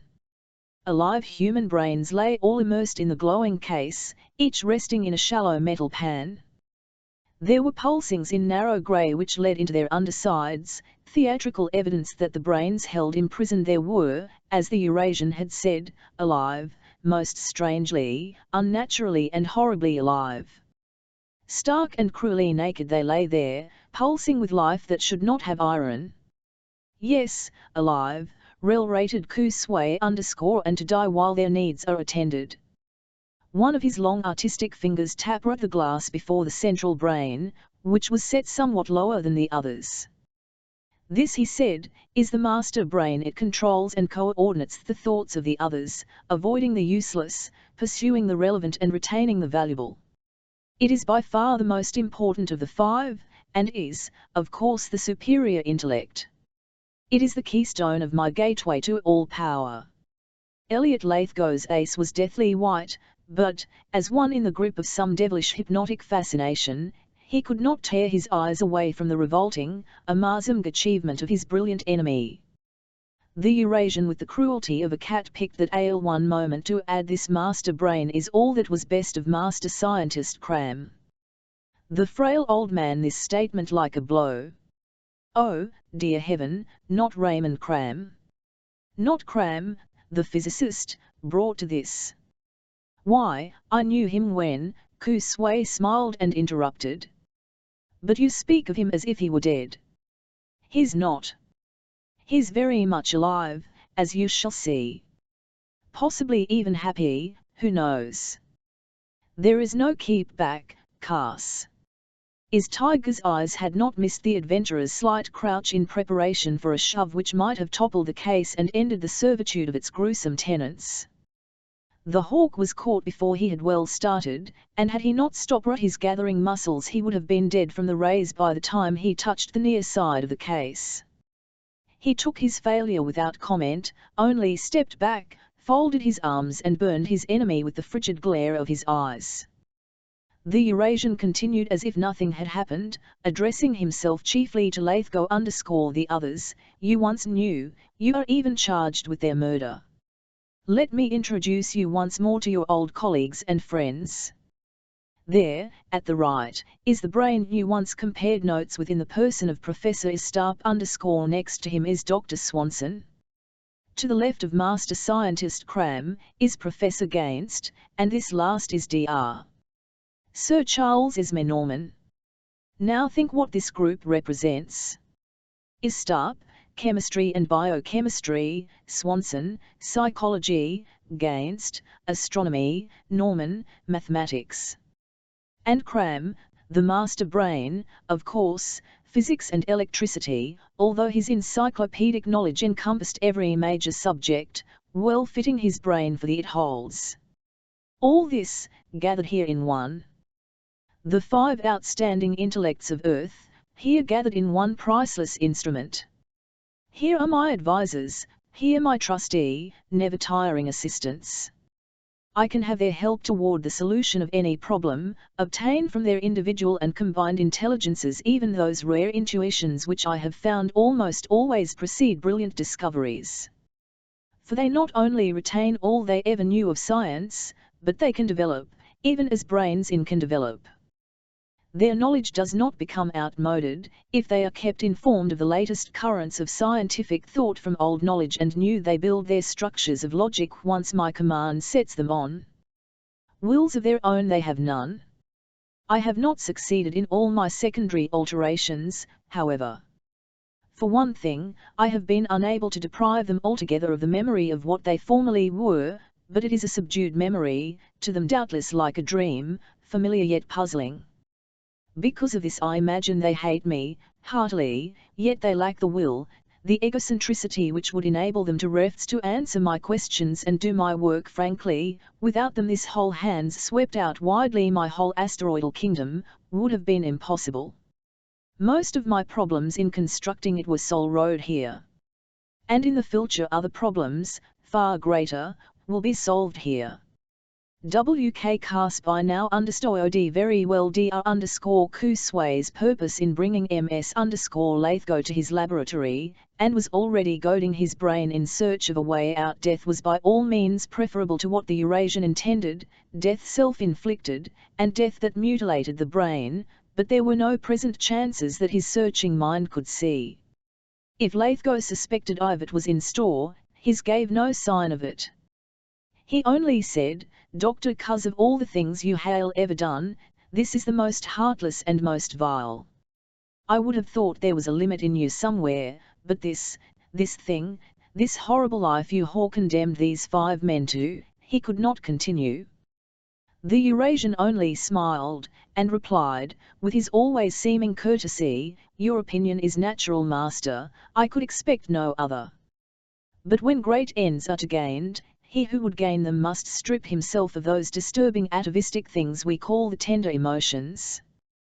The pathway to power is not for those who evince at the sight of blood, who weep at the need for death.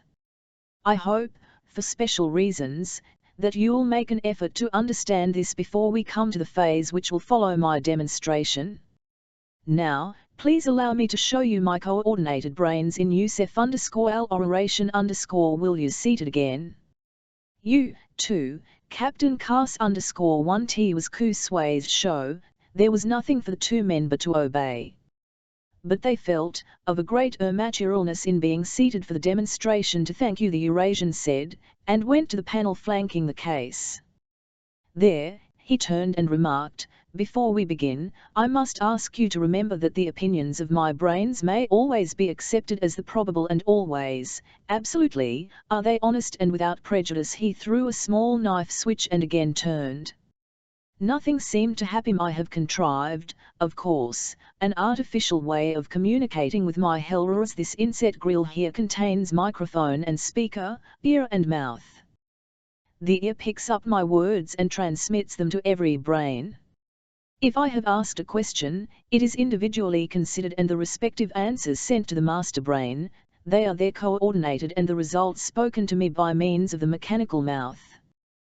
When the opinions of the individual brains do not agree, the answer is in the form of a poll, often with brief mention of points pro and con.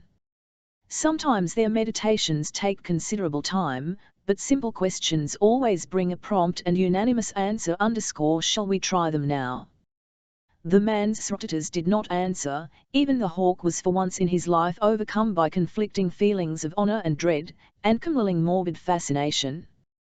Dr. Ku paused dramatically, a slight smile on his enigmatic lips, then turned his head and spoke into the grill. "Do you hear me?" he asked, easily and confidently. The silence in the laboratory was one brief moment almost overpowering. Then, from the grill, came a thin metallic voice. Inhuman, artificial, it sounded in the tense strain of the silent voice from the living dead that it was I do wits words. Strange, mused the Eurasian, half aloud, that their collective answer is always given as what obscure telescoping of egotisms can I the cause of that. He dropped the mood offender at once. "Tell me," he said, looking deliberately at Lathgo, "would the brain of master scientist Elliot Lathgo be more valuable in the position of the master brain than Cram's?" A horrible eternity passed. Again came the inhuman voice, "I have answered that question before." "Yes." Dr. Ku broke the stunned silence that followed this verdict. "Don't forget that several ray guns are centered on you, Carse," he remarked casually. "Others, black, are on you. Earthlings would no doubt consider your emotions very creditable. I only suggest that you keep them under control." But the Hawk had given no slightest intimation that he might attempt anything.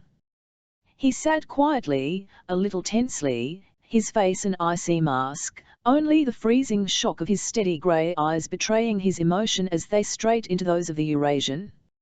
No man could meet such eyes for long, and even the tiger ones of Ku Sui the all-powerful went aside at the icy murder that showed there. Friday still in back of the chairs where were seated his 2 friends. He was scared to death from the thing he had seen. His face was a sickly, ashy grey, and his eyes large round rolling white marbles, but at the slightest sign of a break he would have metamorphosed into a demon of destruction, hopeless the try, with ray guns covering him at all times. Such was his and loyalty for his famous Elliot Lathgo was a man resigned. His head sank down on his chest. Ku's next words, though aimed at, did not seem to penetrate his consciousness. You see, Master Lathgo, I no choice. My purposes are all important, they always come first, they demand this substitution. Were your intellect of lesser stature, I would have no interest in you whatever but as it is he shrugged Hawk Carse stood up. The Eurasian's voice fell away. The ensuing silence gave an icy, clear-cut sharpness to the whisper that then cut through it from thin lips that barely moved. God help you, Ku Sui, if you do it. God help you. Ku Sui smiled deprecatingly and again shrugged. I have told you before that God helps those who help themselves. I have always had splendid results from helping myself. For a moment he looked away as he considered something in his mind. Then to his veiled eyes came the old mocking irony, and he said, I think perhaps you'd like to observe the operations, my friend, and I'm going to allow you to. Not here, no, I could have you interrupting. The series of operations is of infinite delicacy and will require weeks. But I can make other arrangements. I can give you as good as ringside seats for each armaments or a small VISI screen might attach to one wall of your cell to enable you to see every detail of what transpires here. His tone suddenly stiffened. I wouldn't, Carse. The hawk relaxed from the brink on which he had wavered a sudden mad rush. What else remained? What else? For an instant he had lost his head, one of the sore times in his whole life. Just for an instant he had forgotten his phenomenal patience under torture, his own axiom that in every tight place there was a way out. That's much safer, said Ku Sui _ perhaps you and the black had better return to your cell. Certain little muscles in the hawk's face were trembling as he turned to go, and his feet would not work well. The ray guns of the cooler guards covered his every move. Friday followed just Hind _ As the adventurer came to the door he stopped and tummed, and his eyes went back to those of the frail, elderly scientist. The doomed man met the grey eyes and their agony with a smile. It's all right, old comrade, he said.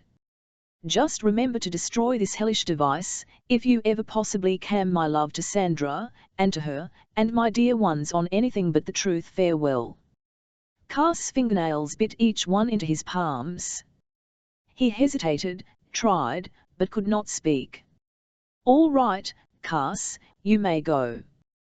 The feelingless guards nudged white man and black out, and the door swung solidly closed behind them. Chapter 10. In the VISI screen. Here were those among the few claiming to have any insight into the real Hawk Carse who declared that a month went out of his life for every minute he spent in the cell then. The story, of course, can't trickling out through various unreliable sources. We who delve in the lore of the great adventurer hail to thank for our authorities Sewell, the great historian of that generation, who personally travelled several million miles to get what meagre facts the hawk mole divulged concerning his life and career, equally with Friday, who shared this particular adventure with him. Friday's emotional eyes no doubt coloured his memory of the scenes he passed through, and it is likely that the facts lost nothing in the simple dramatic way he would relate them. But certainly the black was as feral one of his master during that period in the cell as he was of what he saw acted out on the screen. We can picture him telling of the ordeal, his big eyes rolling and his deep rich IUE trembling with the memories faller in his brain, and picture too the men who, at one time or another, listened to him, fascinated, their mouths agape and a tickling down the length of their spines. It was probably only Friday's genius as a narrator which later caused some of his listeners to swear that new lines were grooved in Carse's face and a few flaxen hairs silvered by the minutes he spent watching Elliot Lathgo strapped down on that operating table, close to the beautiful surgeon fingers of Dr. Ku Sui. But whether or not that period of torture really pierced through his iron emotional guard and set its mark on him by aging him, it is impossible to say. However, there were deep things in Hawk Carse, and the deepest among them were the ties binding him to his friends, There was also that certain cold vanity, and considering these it is probable that he came very close indeed to the brink of some frightening emotional abyss, before which he had few shreds of mind and body discipline left. He re-entered the cell like a ghost. He stood very still, his hands slowly clenching and unclenching behind his back, and his pale face inclined low, so that the chin rested on his chest. So he stood for some minutes, Friday not daring to disturb it until the single door that gave entrance clicked in its lock and opened again. At this he raised his head. 5 men came, all coolies, 3 of whom had ray guns which they kept scrupulously on the white man and black, while the other 2 rigged up an apparatus well up on one of the cell walls. They remained wholly unaffected. The several times their dull eyes met those of the Hawk, perhaps mechanicalized humans, practically they got no reaction from the icy grey eyes in his strained eyevite face.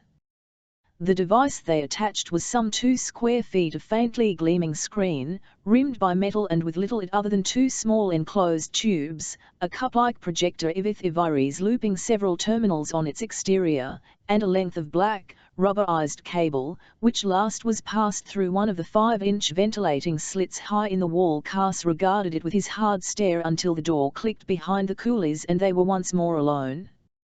Then his head returned to its bowed position, and Friday approached the apparatus and began to examine it with the curiosity of the bomb mechanic he was. "Let it be," Friday the Hawk ordered tonelessly. A dozen minutes passed in silence. The silence was outward. There was no quiet in the adventured's head. He could not stop the sharp, remorseless voice which kept sounding in his brain. Its pitiless words flailed him unceasingly with their stinging taunts. You whom they call the Hawk, I'll say, you, the infallible one, you, so recklessly, egotistically confident, you have brought this to pass. Not only have you allowed yourself to be trapped, but Elliot Lathgo. He is out there now, and soon his brain will be condemned forever to that which you have seen. The brain that husked you. And you who brought this to pass. Yours the blame, the never-feeling Hawk. All yours, yours. A voice reached him from away, a Sun Negro voice which said, timidly, "They are beginning, Sir_Captain Carse." On the screen, "Sir, they are beginning." That was worse, the real ordeal was approaching. TME, he might have thrown himself on the cooler guards who had just left, but his death would not have helped old MS. Friday spoke again, and this time his words leaped roaring into Carse's ears. He raised his head and looked. The tubes behind the screen were crackling, and the screen itself had come to life. He was looking at but the place was changed. Had 4 iron, a wide circular room, with complicated machines and unnamed scientific apparatus following only its walls, so as to the center of its floor empty and free from obstructions, was now a place of deep shadow pierced by a broad cone of blinding white light which shafted down from some source overhead and threw into brilliant emphasis only the center of the room. The light struck straight down upon an operating table. At its head stood a squat metal cylinder sprouting a long flexible tube which ended in a cone, no doubt the anesthetizing apparatus. A stepped-back tier of white metal drawers flanked one side of the table, upon its various upper surfaces an array of gleaming surgeon's tools. In neat squads they lay there, long thin knives with straight and cutting edges, handled wires, curved into hooks and eccentric corkscrew shafts, scalpels of different sizes, forceps, clasps, retractors, odd metal claws, circular saw blades and a variety of other unclassified instruments. Sterilizers were convenient to one side, a thin wraith of steam drifting up from them into the source of the light. 4 men worked within the brilliant shaft of illumination, 4 white-clad figures, hands gloved and faces swathed in surgeons' masks. Only their lifeless eyes were visible, concentrated on their tasks of preparatory. Steam rose in increased mists as one figure lifted back the lid of a sterilizer and dropped in some gleaming instruments. The cloud swirled around his masked face and body with devilish infernal-like effect. All this in deadest silence. From the darkness came another figure, tall and commanding, a shape whose black silk garments struck a new note in the dazzling whiteness of the scene. He was pulling on operating gloves. His slanted eyes showed keen and watchful through the eyeholes of the mask he already wore, as he surveyed the preparations. Ominous Ku Sui looked. Among his white-clad assistants. The Eurasian seemed to give an order, and a white figure turned and glanced off into the surrounding darkness, raising one hand. A door showed in faint outline as it opened. Through the door two shadows moved, wheeling something long and flat between them. They came into the light, too, and I wheeled their conveyance alongside the operating table. Then they turned into the darkness and were gone. "Oh," gasped Friday. They've shaved off his head. The frail form of Elliot Lathgo, clad to the neck in loose white garments, showed clearly as he Evers lifted to the operating table. As Friday said, his hair was all gone, shaved off close, stunning verification of what was to happen. A filly alone and helpless he looked, yet his ace was come and he lay there composed, watching his soulless inquisitors with keen blue eyes. But his expression altered when Dr. Ku prayed over him and felt and prodded his naked head. "I can't stand this." It was a whisper of agony in the silence of the cell where the two men stood watching, a cry from the fibre of the Hawk's innermost self. The path he left across the frontiers of space was primarily a lonely one, but Friday and Elliot Lathgo and all three others were friends and very precious to him, and they received all the emotion in his tough, hard soul.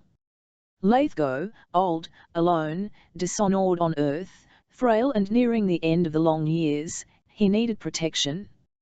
He had trusted Carse trusted him. And now this. Ku Sui's fingers were prodding Lathgo's head like that of any dumb animal chosen as subject for experimentation. Prodding. Feeling. "I can't stand it," the Hawk whispered again. The mask on his face, that self-imposed mask that hid all emotion, had broken. Lines were there, deep with agony, tiny drops of sweat out all over. He saw Ku Sui pick up something and adjust it to his grip while looking down at the man who lay, now strapped on the table. He saw him nod curtly to an assistant, saw the anesthetic cylinder wheeled up a little closer, and the dials on it set to quiver. His hands came up and covered his eyes. But only a moment. He would not be able to keep his sight away. That was the exquisite torture the Eurasian had counted on. He well knew as he had arranged it that the adventurer would not be able to hold his eyes from the screen. Carse had to look. He took away his hands and raised his eyes. The screen was blank. Friday looked up with a grin from where he was kneeling. The knob on the of the cell. Carse saw that the knob was of metal centered in an inset square of some dull fibrous composition. "This has an electric lock," the Negro explained rapidly. "And things worked by electricity can often be short-circuited." Quickly and silently he had disconnected from the television projector the wire which led back through the ventilating slit in the wall, and now was holding its end with one hand while with the other he twisted out the screw which held in the knob. "Anyway, you'nt hurt to try," he said, removing the screw and laying it on the floor. In another second the knob lay beside it, and he was squinting into the hole where it had fitted. "Be quick," Carse whispered. Friday did not answer. He was guessing at the location of the mechanism within, and trying to summon up all the knowledge he had of such things. After a moment he bent one of the live ends of the wire he was holding into a gentle curve and felt his way down within the lock with it, carefully keeping the other end clear of all. Seconds went by as his fingers delicately worked, seconds that told terribly on Hawk Carse for the screen was blank and lifeless, and there was no way of knowing how far the Hawk in the laboratory had meanwhile progressed. In his mind remained each detail of the scene as he had viewed it last, the strapped-down figure, the approaching anesthetic cylinder, the knives lying in readiness. How was he to know if one of those instruments were not already tinged with scarlet? "Oh, I quick," he cried again. "If I can touch a part of the lock circuit," grunted Friday, "there ought to be trouble." Suddenly currents clashed with a sputtering hiss, and a shower of sparks shot out of the knob hole and were instantly gone. Short-circuit. It remained to eye seen whether it had destroyed the mechanism of the Friday dropper of the hot burn-through wire he was holding and reached for the knob, but the Hawk had leaped into life and was ahead of him. In a moment the knob was in the door and its holding screw part way in. Gently the Hawk tried the knob. It turned. But they did not leave the cell, then. Ku Sui's voice was echoing through the room, more than a trace of irritation in its tone. Hawk Carse, you are beginning to army me, you and your black satellite. Carse's eyes flashed to the ceiling. A small disc-like object, almost unnoticeable, lay flat against it in one place. Yes, continued Ku Sui, I can talk to you, hear you and see you. I belike so you have succeeded in destroying the lock. So open it and glance into the corridor, and escape, if you still want to. I rather wish you'd try, for I am extremely busy and must not be disturbed again. Graven-faced, without comment, Carse turned the knob and opened the door an inch he threw. Friday, doing so also over his head, peeped right into the muzzles of 4 ray guns, held by an equal number of cooler guards waiting there. So that's it, Friday said, dejectedly. He saw me working on the lock and sent those guards here at once. Or else had them there all the time. Hawk closed the door and considered what to do. Ku Sui's voice returned. Yes, it sounded metallically, I've an assistant posted here who's watching every move you make. Don't, therefore, horror to surprise me by anything you may do.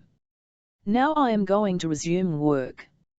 Reconnect the screen, had the burnt-out FTSE replaced. If you won't, I'll have it done for you, and you're so bound that you'll be forced to look at it. Don't tamper with any of my hearing and seeing mechanisms again, please. If you do, I will force you destroyed within 5 minutes. But, if you'd like to leave your cell, you have my L11 permission. You should find it easy, now that the lock is broken. The voice said no more. Carse ordered Friday harshly, reconnect the screen. The Negro hastened to obey, his master's grey eyes again fastened on the screen fiercely. For a moment, he smoothed his bangs. The laboratory flashed into clear outline again. There was the shaft of white light, the orating table, under it, the anesthetic cylinder, the banks of instruments, the sterilizers with their wisps of steam curling ceaselessly up. There were the emaciant white-clad assistant surgeons, their dull eyes showing through the holes in their masks. And there was the black figure of Ku Sui, an ironic smile on his lips, and for him the resigned and helpless form of Elliot Lathgo. The Eurasian gestured. An assistant found the pulse in Lathgo's wrist, and another over him in such that the prisoners could not see what he was doing. Ku Sui too bent over, something in his hands. The prelude to living death had begun. That moment Hawk Carse was a different man, recovered from the weakness that had made him cry out at his friend's imminent destruction a short time before. The old characteristic fierceness and recklessness had come back to him. He had decided on action, on probable death. I've been too cautious, he exclaimed violently in his thoughts. Friday, he whispered sharply to the Negro, going close. Yes, sir. 4 men outside, a sudden charge through that when I nod. We'll die, by God. Willing. Friday was held by the man's iron will to succeed or die. Without hesitation he whispered back, yes, sir.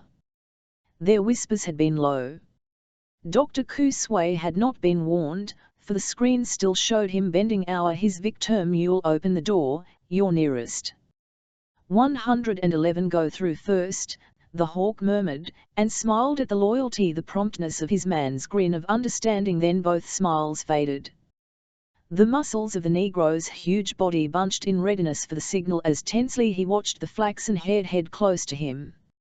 Suddenly the door swung wide and white man and black went charging out, and immediately there burst in their ears the aureous clanging of a general alarm sounding throughout the whole building. Chapter 11.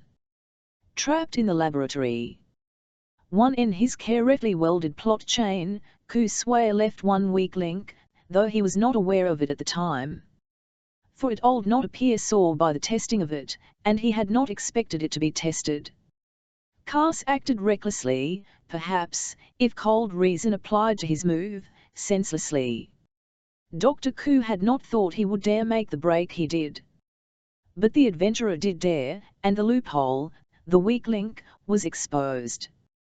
The Eurasian had a paranoic's vanity, and with it a lust accumulated over years to exact the most terrible vengeance he could from the adventurer who had frustrated his schemes time and time again. His arrangement for subtly forcing Carse to watch the operation was part of his vengeance, but he planned more. He wanted his old foe, broken by the living death of Elliot Lathgo, to die slowly later, wanted to crumple that evil of steel utterly, wanted to watch and pleasantly mock him during the slow death agonies he had contrived for him. Therefore, and here lay the weak link, Dr. Ku left orders for Carse to be kept alive. If he had not instructed his cooler guards to wound, and not kill, in case of a break for Carse, and Friday could never possibly have gained the corridor alive. The 4 waiting ray guns would have burned out their lives within 3 seconds. But, as it was, the barrage of shots from the ray guns was directed at their legs, with the intention of bringing them down, and their legs were moving very rapidly.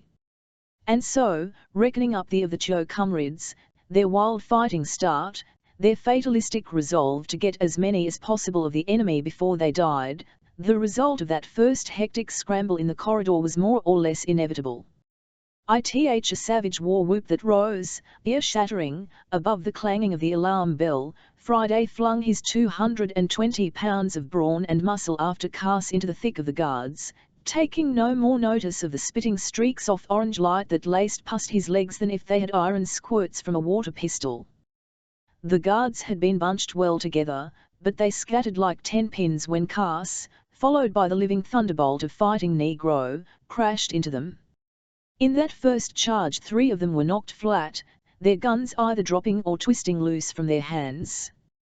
Immediately recovering, the Hawk darted at the 4th with the speed of a striking cobra, his wiry hands closed around the yellow throat, and 2 seconds later that was no longer connected with the proceedings, a whacking head thumped his passport into insensibility. Again Friday's exultant war whoop out the scene. Carse pushed to his feet, his deadly fighting smile on his face, a ray gun in his hand. He stooped and picked up another. "Get to the master," roared Friday, an elksome god of war between 2 frittilely attacking bodies. "TM, follow in." In those red seconds, ultimate success was still too impossible a thing to you and hope for. But they would at least try, then die like the men they were. Hawk Carse sped on down the corridor, a deadly, smoothly functioning fighting machine. And after him a few seconds later came leaping the Negro, a whooping giant with a ray gun in each hand and the light of battle flashing in his eyes. As his personal contribution to the fight he was leaving in the rear 3 sprawled too cold and the 3rd with a broken neck. Their triumph had so iron a matter of but 60 seconds. The jangle of the alarm continued ominously. It summoned resistance, well-trained resistance. The dependencies of the asteroid awoke to action. Doors spacing the corridor behind now to open, releasing dozens of Orientals. Nor had these men heard Ku Sui's orders. They would shoot to kill. Peering suddenly were in Hawk Carse's line of vision ahead, 3 ray guns were settling on him. His famous left hand, the gun hand that was nu.n and dreaded throughout space, millimeter.ed the eye-blinding speed that was necessary, his trigger finger bent only 3 times, but each of the thin streaks of orange that spat from brought down a man, and he had struck without slackening his stride for an instant. Twice more his ray gun spoke, and then the goal, the entrance to the central laboratory, was just ahead. Carse glanced back. "Yes, sir," a fierce voice yelled out to him, coming. Friday was bringing up the rear as fast as he could. He came sideways in a zigzag course, ducking and whirling constantly, and in firing promptly at any portions of enemy anatomies that dared project into the line of the corridor. The Hawk covered the last few yards of his retreat, and then they were together at the laboratory. The knob. Carse ordered, spraying the corridor in general warning. Friday tried it, but the door was locked. He hurled himself against it, but it did not budge. How to get through? On the other side of the door was Lithgow, and probably Ku Sui. On this side they were trapped in a blind end. They could never make it back down that gauntlet and live, and anything like concerted action on the part of the Yellows you'll do for them where they were. That concerted action came at once. 70 feet behind, a heavy shot projector was pushed out on its little rollers from one of the doors. A hand reached out and whirled it so that its muzzle bore straight down the corridor at them. Carse shot at the hand, but the target was too small even for his fine eye, and he missed. Friday silenced an emboldened orange spot of light that was spitting streaks at them horrorless. It looked like the end. Hawk Carse's face evers in its old, emotionless mold as he waited, his gun sharp on the spot where the hand must reappear if they would fire the deadly projector. He had to get that hand, and any others at its place. An almost impossible shot. He couldn't rush it and get it not in time. A moment passed. The hand flashed out, Carse shot and again missed. Then a narrow cone was along the corridor, a blinding orange streak. Instantly, with a rasp of thunder, it was gone, and the air was stifling. The hawk was untouched. Friday, he saw. They had taken by the door, and one of the door's two halves was ajar. Once Hawk Carse acted. Inside, he yelled, then was through off, the Negro right behind. Carse's eyes swept the laboratory. It was a place of shadows, the sole light being a faint gleam from a tiny bulb-tipped surgical tool which glimmered weirdly from the bank of instruments waiting by the operating table. Carse saw no hold the door, he ordered. I think we lock. Friday obeyed. He found the inner melted and the lock inoperative, and, placing his forearms on either side of the middle crack of the door, he stood bracing. A furious pounding shook the heavy pressure bent it inward. Quick! The big black gasped something to wedge it. A minute, Friday the hawk answered. Hold it! He was already dragging a metal table there, and, upended under the knob, making an angle with the floor, it held stoutly closed the door, now thumping and quivering with blows given it from outside. The panting Negro fell back from the door exhausted, but rose to help his master at the need for placing additional balticades.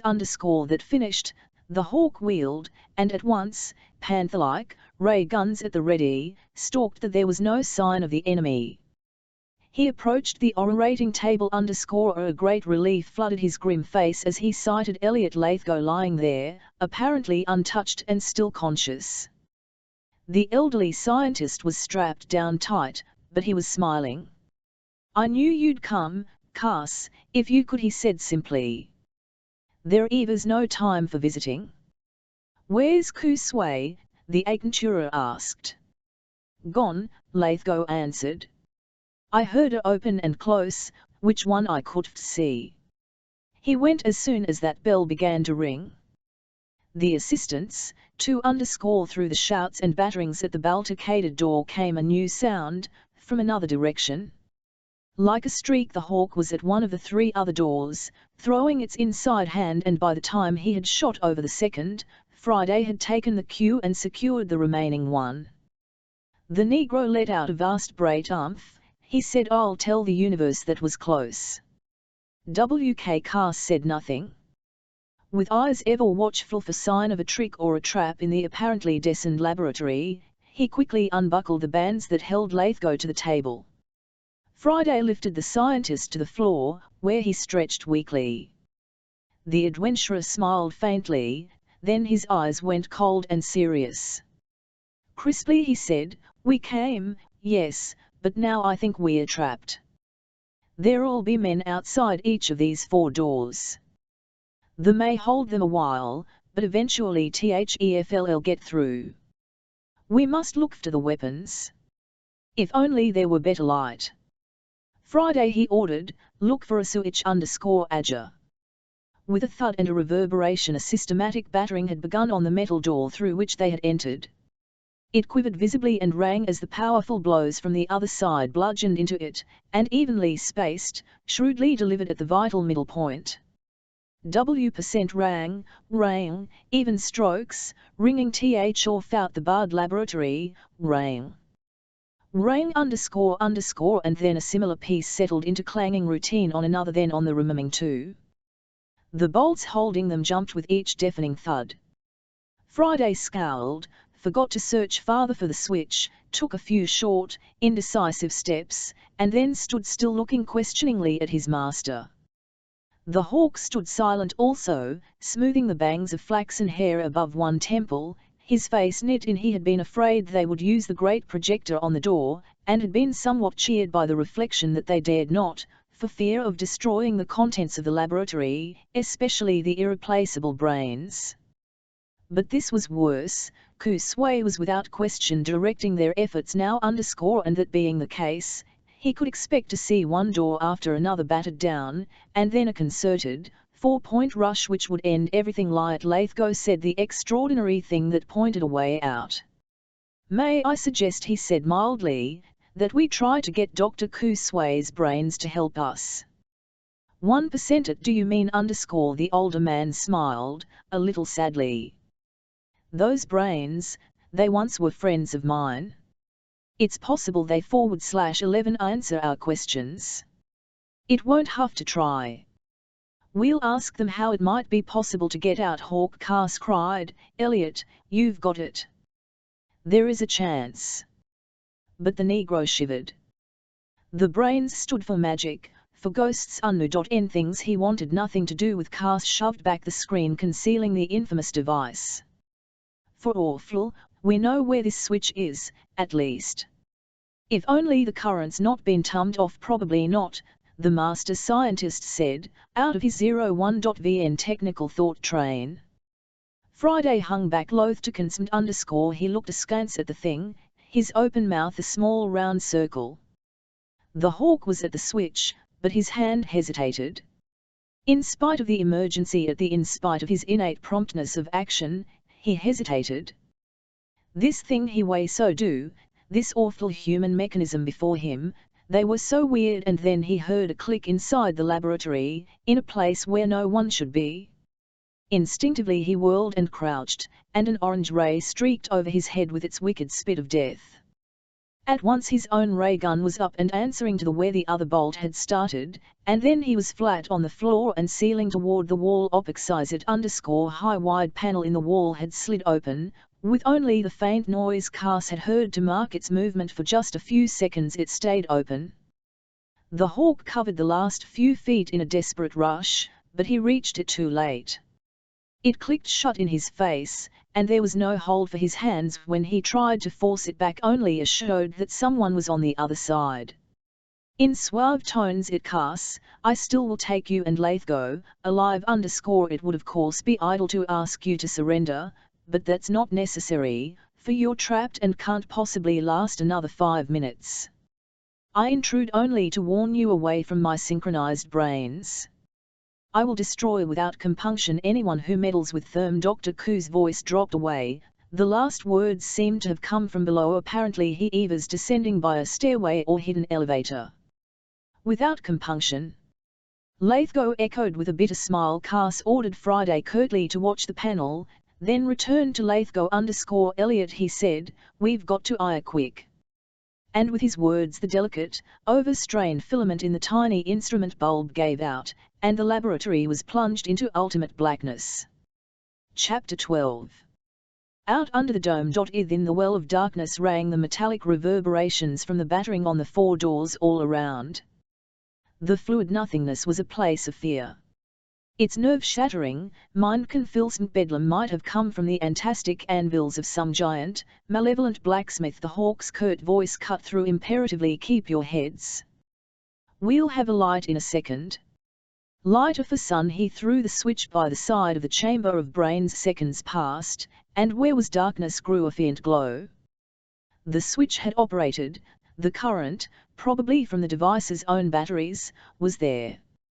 quickly and steadily the liquid within the case on its self-originating glow, until the midnight laboratory was washed with the delicate rosy light.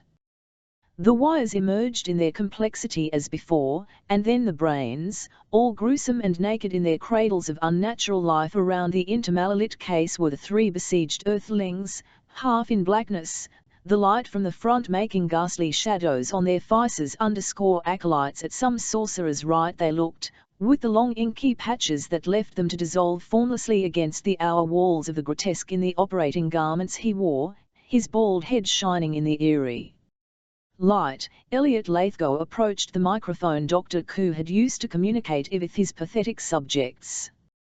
He looked down at the brains, at the wires which threaded the pans they lay at the narrow grey tubes that pulsed with blood, or whatever might the fluid used in its stead. All mechanical was the apparatus, all of metal and other cunningly fashioned man-made materials, all but the brains. Oh, the old master scientist! There came a vision of 5 human figures, rising spectre-like from the case they were in, straight, proud young figures, 2 of them, 2 others old, like himself, and the 5th a gnarled hunchback. Very different were they, each from each other, but each face had its mark of genius, and each ace, to Elliot Lathgo, was warm and smiling.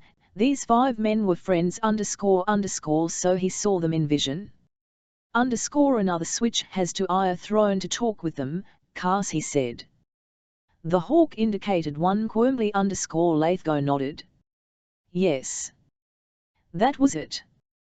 The switch went. He steadied himself and said into the shrieking grill, I am Elliot Lathgo, master scientist Elliot Lathgo. Once you knew me. Pro answers Gainst, is Starp and Norman, Dr. Swanson and master scientist Cran. Do you remember me? Do you remember how once we worked together, how, long ago on our Earth, we were friends?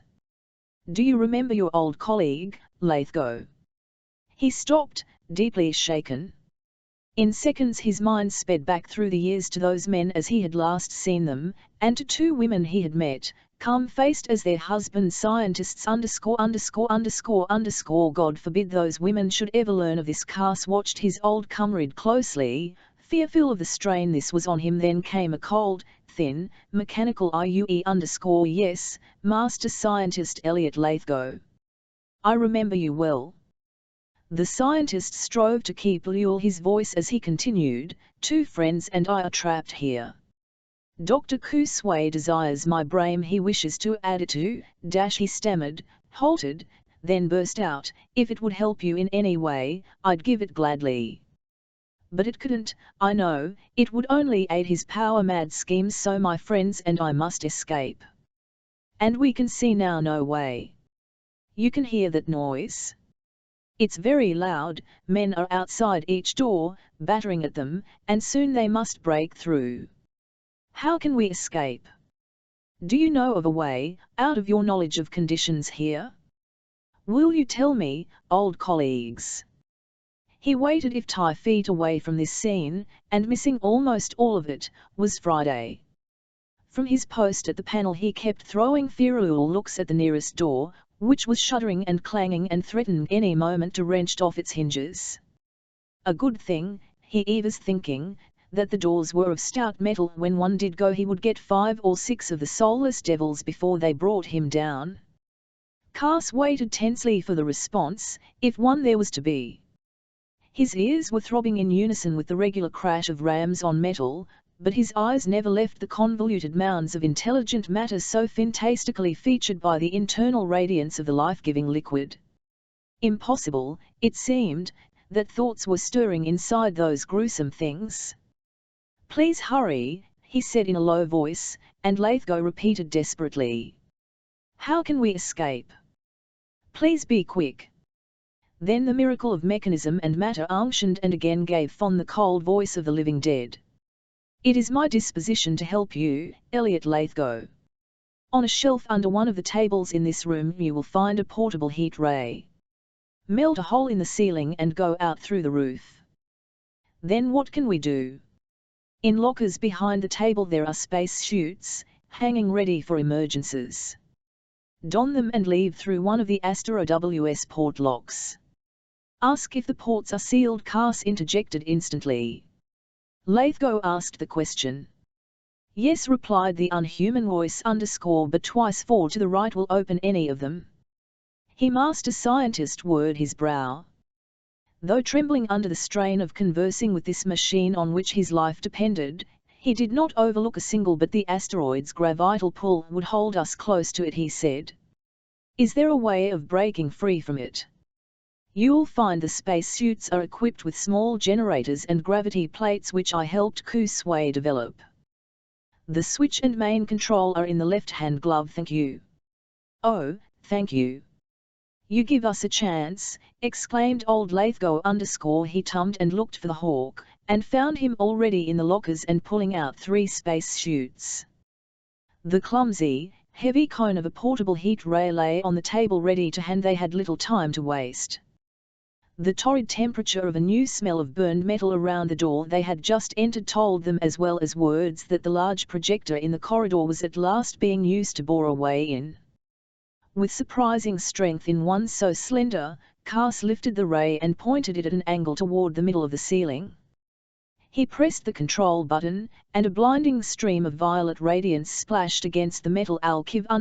It hissed and sputtered where it touched, molten drops fell sizzling and splattering to the floor, then suddenly there was a flood of ruddy illumination, and the Hawk dropped the heat ray, stepped Fonvar and looked up. P through a neatly melted round hole, up at the great glass-like dome which arched over the whole settlement, up, past it, into the vast face of Jupiter, hanging out there.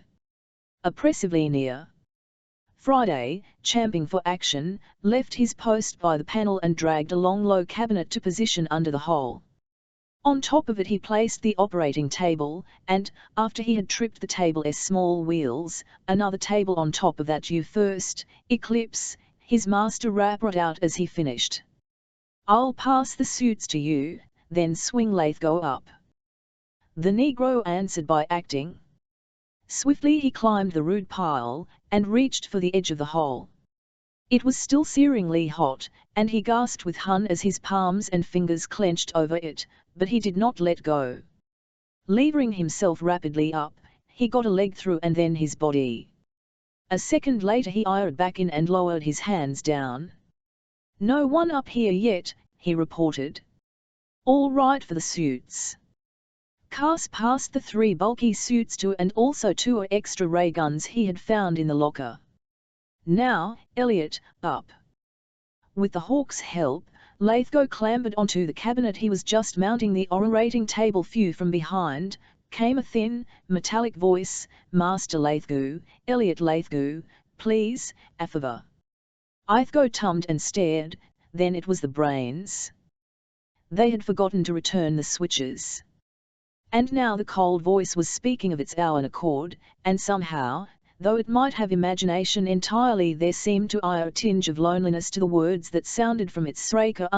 Instantly Lithgow got down and hurried to the grill. Seconds were precious, but Carse and he were heavily obligated to the brains, and any request in reason had to be filled. 1-5-11 ed yes. 4 / can I possibly do? The lower hinge of one side of the barricaded door gave, burned out, and the U. Tenched inward at a resumption of the battering. The other hinge still held, but it was bending with each mighty blow. Outwardly calm, Hawk Carse watched the weakening door, a gun in each hand. This, said the toneless Dice, destroy me. Leave no slightest trace. I live in hell, and have no way to move. There are /D memories, things that once were dear, earth, my homes, my lives there. Elliot Lithgow, destroy me. But promise, on your honor as a master scientist, never to let a single word regarding my fate reach those on earth who knew me, loved me. Lithgow looked at the Hawk the adventurer nodded. I'll use the heat ray, he said, if pity. He ran and picked it up. But he had taken only one step in return when the second hinge of the yielding door wrenched free. An ear-piercing screech rent the bedlam, and the door fell, half twisting, to lie in the doorway. As if by a signal, the crashing at the other doors stopped. In an extraordinary silence a mob of grey-smocked B.Dies pressed von var _orange streaks laced the dim. The Hawk shouted, "Up, Elliot! For God's sake, up!" as, with deadly effect, he poured his 2 ray guns at the advancing men. For a second, shaken by the terrible barrage, they fell back, leaving several sprawled on the floor, but they came right back again. Lithgow got safely to the top of the pile and Evers snatched out to temporary safety. Frantically Friday called down to his master. He seemed on the point of jumping down into the fight himself. But Hawk Carse had been party to a promise _ he was behind the structure of furniture under the hole he had made in the ceiling. With one gun he spat death at the coolies, while the other he emptied at the case of brains. 2 stabbing streams of orange angled from one telling a while effect on the men only 20 feet away, and the other absolutely useless. All over the still glowing case it spat its hits, but the glass-like substance resisted it completely, and remained unscathed. Carse swore harshly. He hurled one empty gun at the case, turned with a last salvo of shots at the coolies, and then was up on the pile and leaping for Friday's hands. They caught and gripped his, wrung him once, twice, and hauled him swiftly out. But as the Hawk disappeared he shouted down the case, "I'll be back." Chapter 13. The Final Mystery. On the roof Carse quickly scanned their situation. They were standing on the hub of the 4-winged building. Far to the left was one set of the domes, great and small. Exactly opposite was the other. Near the left-hand ports, a little N01TW lay the Scorpion.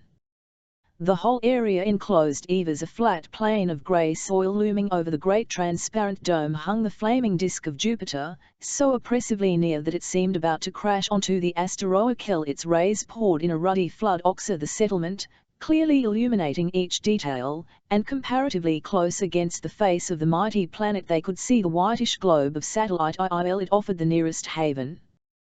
They might arrive famished, but in the power-equipped spacesuits which Friday was lugging they should be able to span the gap. The Hawk nodded to the on the left. "That one," he snapped, "we'll have 2 chances, the Scorpion and the Pole SA and ST. We could never get the Evil ship underway and through the lock in time to prevent pursuit. All we have to do is leave the lock open, ain't us?" They hastened along the roof of the wing that ran that way. As yet there was no outside pursuit. Most of the settlement's guards seemed to have been concentrated in the attack on the laboratory.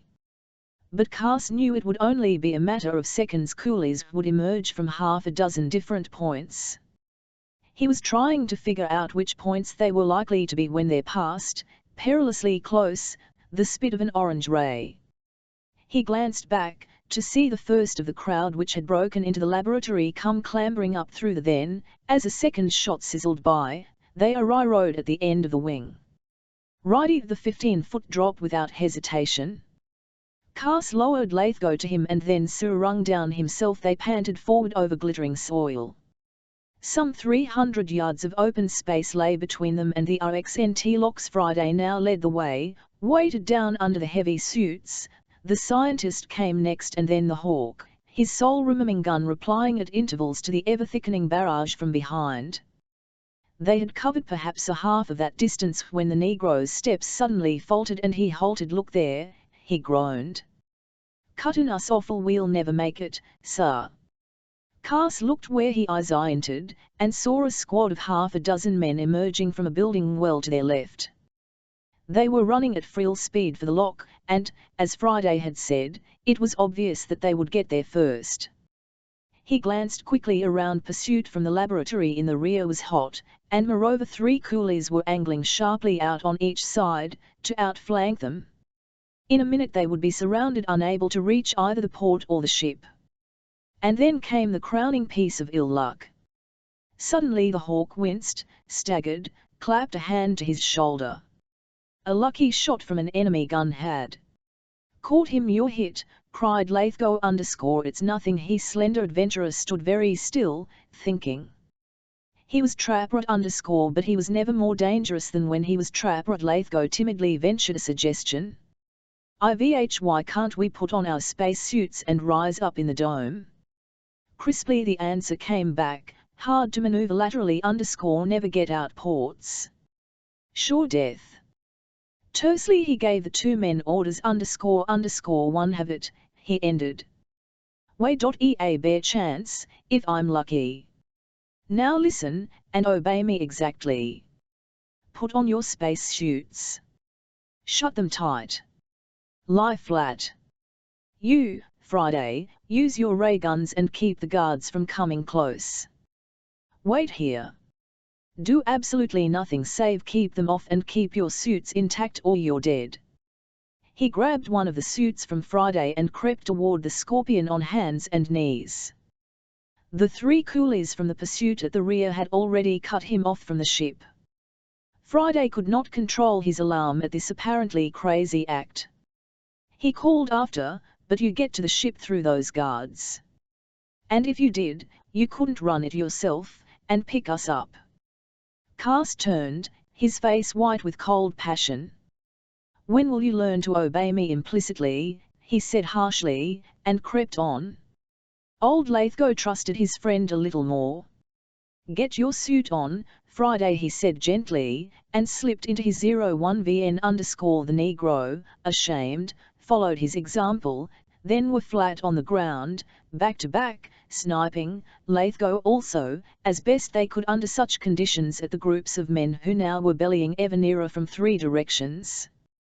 The Hawk's plan might well have appeared harebrained to one who did not know the man, and what he was capable of accomplishing under pressure. The very first step in this plan required the destroying of the three outflanking guards between him and the spaceship. As so often in the great adventure's career, he was lucky. The unthinking Haw always admitted his luck, but never seen that he forced it by doing the unexpected, attacking when he was attacked.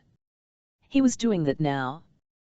The three cooler guards in his way must have known who he was, so their alarm at finding them the attackers, attacked, will account for their making a move of poor strategy instead of scattering and defending the open entrance port of the spaceship from a short distance.